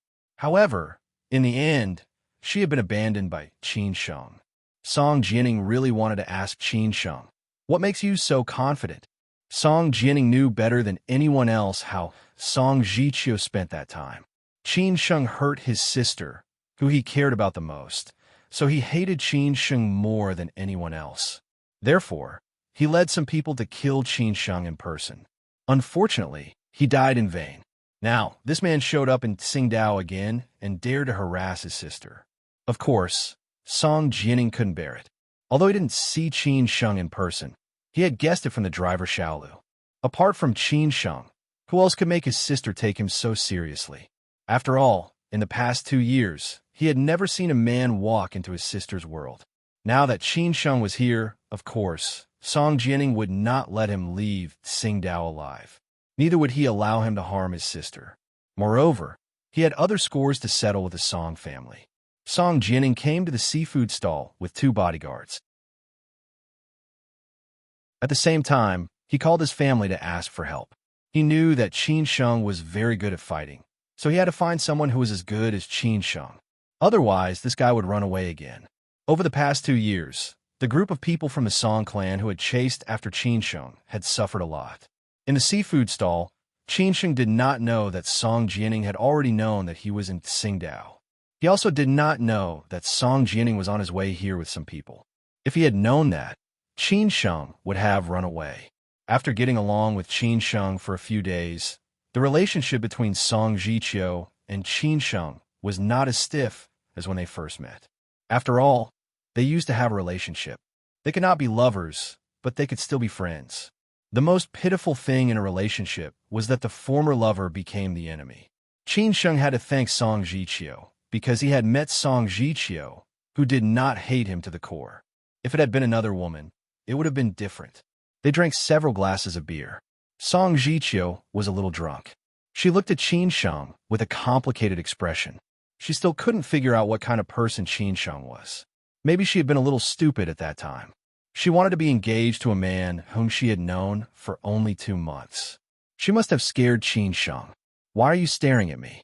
Qin Sheng felt that Song Jiqiu's expression was strange, so he said with a smile. Song Jiqiu lowered her head and said with a faint smile, "I really don't know what kind of woman can subdue you. I haven't asked you these days. Except for your first love in high school, have you had any other women in the past 2 years?" Qin Sheng was stunned subconsciously. Song Jiqiu, his ex-girlfriend, asked him this kind of question. How should he answer? If he told the truth, Song Jiqiu might be jealous and then change her mind. If he lied, it was not Qin Sheng's style. After all, he did not want to deceive the kind-hearted Song Jiqiu. Qin Sheng said thoughtfully, "I know the answer." Of course, Song Jiqiu knew what was going on, so she said with a bitter smile. Qin Sheng said thoughtfully, "In fact, she is quite like you. It's a pity that I made her suffer a lot. A man like me deserves to be single in this life. Whoever is with me will suffer." Song Jiqiu said with a hidden bitterness, "Sometimes I really don't understand what men are thinking. Women like us simply like each other. As long as we like each other, it's enough. However, you have to think too much. In fact, we don't care about these things at all." Qin Sheng said with a bitter smile, "Maybe this is the difference between men and women. Life is not that simple. Love is not enough. You can ignore it, but we can't let you suffer with us. So we have to do a lot of things." Song Jiqiu was a little depressed. After all, any woman would feel bad when she heard that her ex had a new lover. So she said quietly, "I hope you can treat her better. I hope she will not be the second me. I also hope she can take care of you. I hope you can be happy." Qin Sheng did not know what to say after hearing Song Jiqiu's words. Although he said that he would not forgive her, He knew that Song Jichio had let go of that thing after a few days. He also knew that Song Jichio loved him deeply. Otherwise, that thing would not have happened that night, and she would not have accompanied him to relax these days. Therefore, when Song Jichio said these words, she must feel very sad. The silent atmosphere was the most awkward. Qin Sheng changed the topic in a hurry and said, "What about you? Have you been in a relationship in the past 2 years?" Song Jichio stared at Qin Sheng and smiled disdainfully. She shook her head and said, "No, I have been hurt once. I am very cautious about love.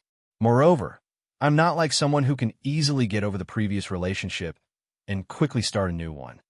Qin Sheng had intended to change the topic, but he did not expect that he would dig a pit for himself again. This pit was not as shallow as the previous one. Qin Sheng was speechless again. He could only pick up the wine glass and said, "Let's drink. Let's drink." Song Jichio was amused by Qin Sheng's embarrassment. She covered her mouth and smiled. "I am just teasing you." After drinking up the last wine in the glass, Qin Sheng felt that it was almost time. They were all full, so he stood up and went to pay the bill.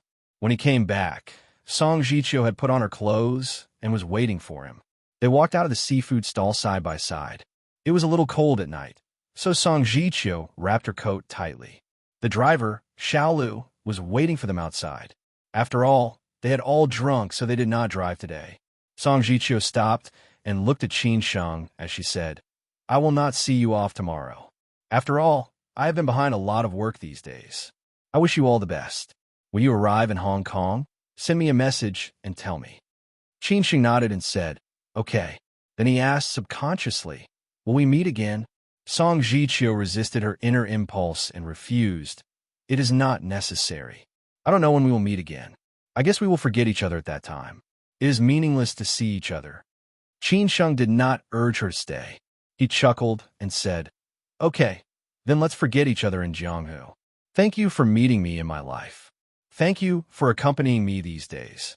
I hope you will find your Mr. Right soon." "Thank you." Song Jichio forced herself to smile. Then she sighed and said, "Let's go. I will take you back to the hotel. This should be the last part of the journey with you." Okay. After that, they were ready to go to the parking lot where the driver, Xiaolu, was waiting for them. They did not notice that in a dark corner at the entrance of the hotel, Song Jianing, who had arrived long ago, saw everything. Song Jianing clenched his fists and was full of killing intent. To be honest, although he had guessed that it might be Qin Sheng, he really did not want it to be him. If it were someone else, he might be happy for Song Jichio. But it was Qin Sheng. Therefore, Song Jianing was very angry. Song Jianing walked out from the corner slowly and said in an unfriendly tone, "Since you have come at Tsingtao, why don't you say hello to me, your old friend?" At this time, there were only Qin Sheng and Song Jichio at the entrance of the hotel. Therefore, Song Jianing's voice was very harsh. Everyone could hear it. Hearing this voice, Song Jichio's face instantly turned pale because she was so familiar with her cousin Song Jianing's voice. After all, they had known each other for so many years and met each other often. Song Jichio turned around subconsciously. At this time, Song Jianing had walked under the light. No one could see his face clearly. Song Jichio was at a loss. She shouted absent-mindedly, "Brother." Song Jichio did not expect that her cousin Song Jianing would show up here. Everyone knew that he came for Qin Sheng. But how did he know that Qin Sheng had come to Tsingtao? Could it be the driver Xiaolu? She tried her best to hide it from the other members of the Song family. Once they knew, Qin Sheng would not be able to leave. Therefore, at this moment, Song Jichio was desperate because she knew that she was doomed. Qin Sheng also heard this sentence. The meaning of this sentence could not be more obvious. Qin Sheng could not help but feel his heart skip a beat. Could it be that the Song family knew that he had come to Tsingtao? When he turned around and looked at the source of the voice, he found that it was indeed Song Jianing, an old acquaintance of the Song family. Qin Sheng could not help but sigh. It seemed that he could not leave in a short time. Therefore, Qin Sheng had accepted his fate. He smiled bitterly and said, "Brother Ning, long time no see. How dare you call me Brother Ning?" "Qin Sheng, I did not expect that you would dare to come to Tsingtao and harass my sister. You really do not take the Song family seriously." Well, I will let you know what the price is. Song Jianing stared at Qin Sheng and said while gnashing his teeth. Qin Sheng wanted to refute. Brother Ning, Song Jianing did not want to hear what Qin Sheng wanted to say at all. He shouted directly, "Take him down."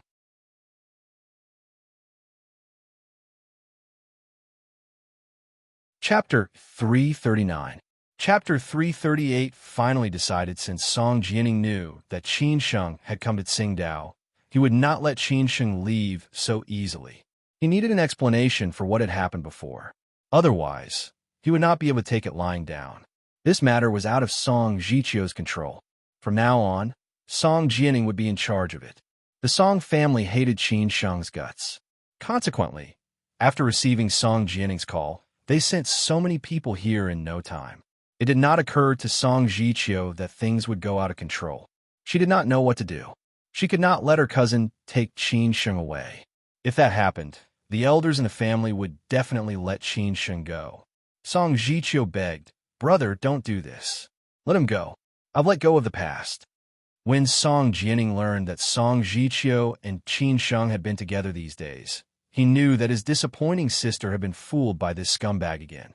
Otherwise, she would have called him long ago. How could she still hang out with Qin Sheng? Song Jianing said with a tough attitude, "Jiqiu, it's not about you now. It's about him and the Song family. I can let you do whatever you want, but this is impossible. I've already told my family that I will take this bastard back today, no matter what." Song Jiqiu did not give up. She continued to say, "Brother, I beg you. After all, I used to like him. If you take him back, my family will definitely not spare him. He is no longer the Qin Sheng in the past. Jiqiu, you're still pleading for him at this moment. I really don't know what to say. You let me down. He doesn't deserve this," Song Jianing said with disappointment. The noise outside was so loud that all the customers inside had heard it. The waiters at the door did not dare to get involved. They were so scared that they retreated into the food stall. Many people were watching the scene outside through the window. Some were even thinking about whether they should call the police or not.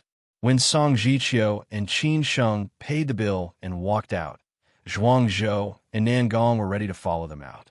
Unexpectedly, such a thing happened suddenly. Nangong looked at Zhuangzhou and said, "Uncle Zhuang, what should we do? Should we take action?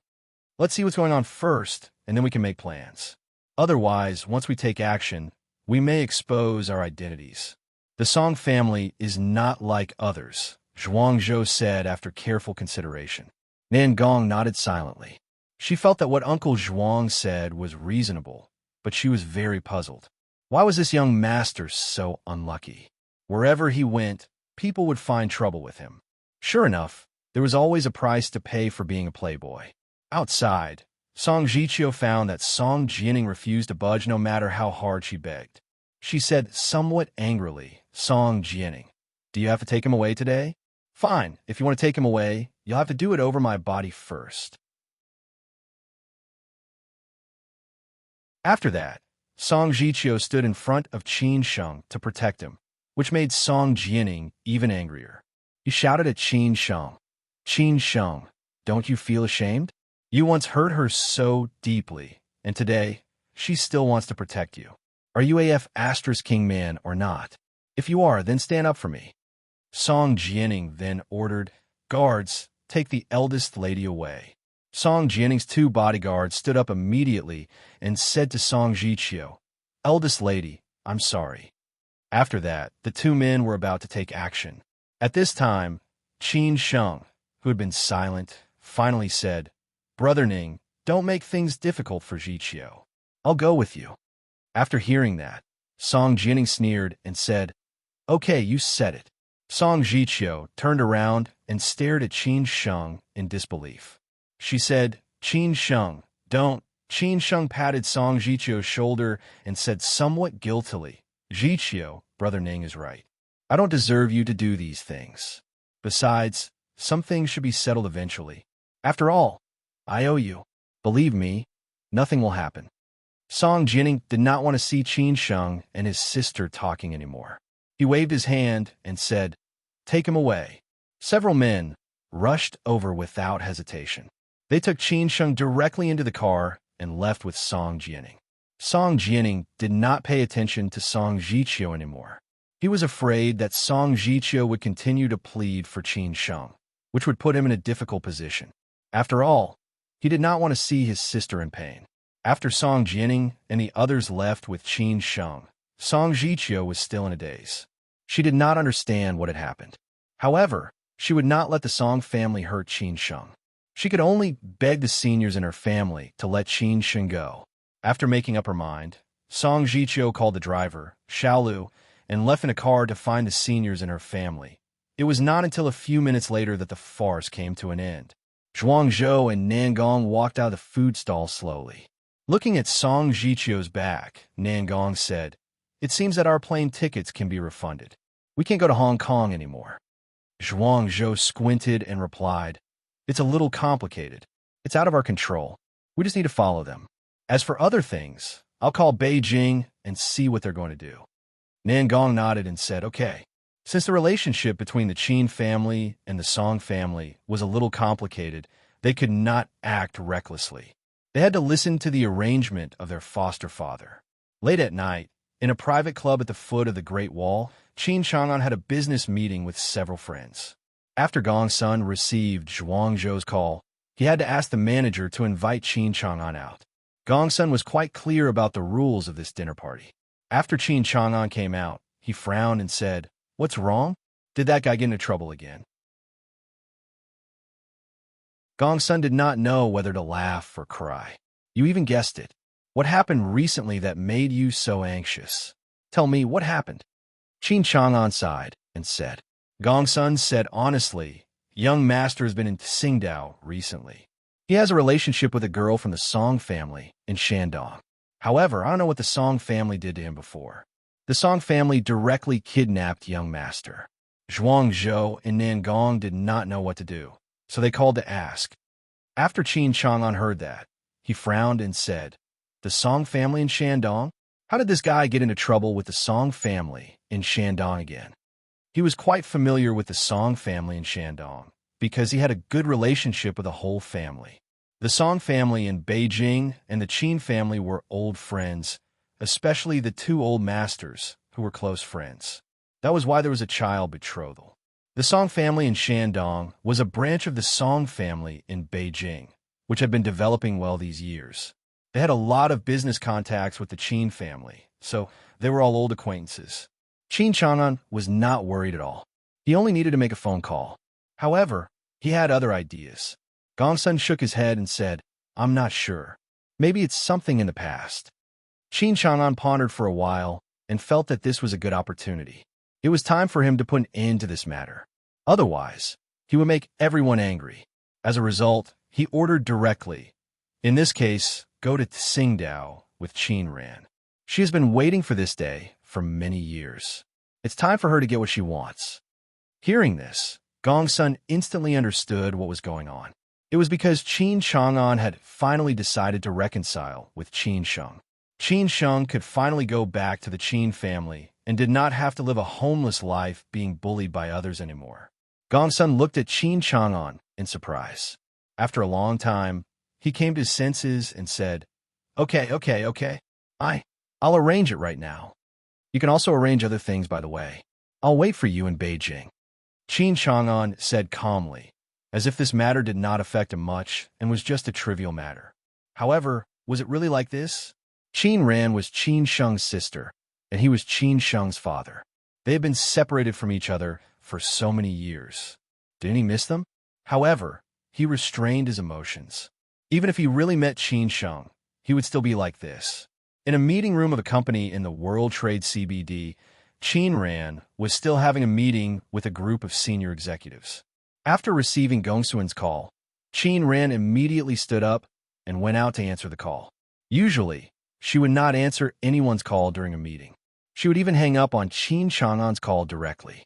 However, Qin Ran would answer Uncle Gongsuan's call at any time. Outside the meeting room, Qin Ran smiled and said, "Uncle Gong Sun, it's so late." "What's the matter?" Ran, your father asked me to accompany you to Tsingtao." He agreed. Gong Sun did not tell her what had happened to Qin Sheng in Tsingtao. It was not important. As long as he got to the point, it would not be too late to talk about the rest on the way to Tsingtao. Upon hearing this, Qin Ran was directly stunned. After a few seconds, she could not hold back the excitement in her heart anymore. She directly threw the phone away and screamed unscrupulously. They were finally going to recognize each other. What could make her more excited than this? Everyone in the meeting room thought that something had happened. They ran out in a hurry, including the staff in the office area who were working overtime.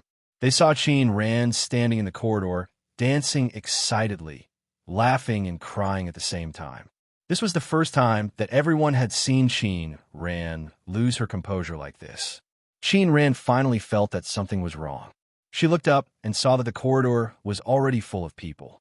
Everyone was staring at her in disbelief. It was not until then that she calmed down in a hurry and ordered immediately, "What are you doing? Don't you work anymore? Lu Wen, you continue to preside over the meeting. I have something else to do, so I have to leave now. I will be away for a few days. Cancel all the arrangements in these 2 days. We will talk about it when I come back." Lu Wen was Qin Ran's assistant. She was still wondering what on earth had happened to Qin Ran and what made her act like this. Hearing Qin Ran's words, she came to herself and said, "Oh, I got it, President Qin." Qin Ran went back to her office to pack up her things. Then she left the company immediately and went to meet Uncle Gong's son without any delay. The others were still confused and could not figure out. Was President Qin going to get married? In Tsingtao, Qin Sheng did not know what had happened in Beijing, nor did he know that his life was about to change. From then on, there would be a world of difference. Probably no one would have thought of it. After all, such a life of ups and downs was too dramatic. At this moment, he was taken to the villa in Liang number 8 by Song Jianing. He was quite depressed. He had escaped the joint pursuit of the Yin family, the Chu family, and Third Master Wu.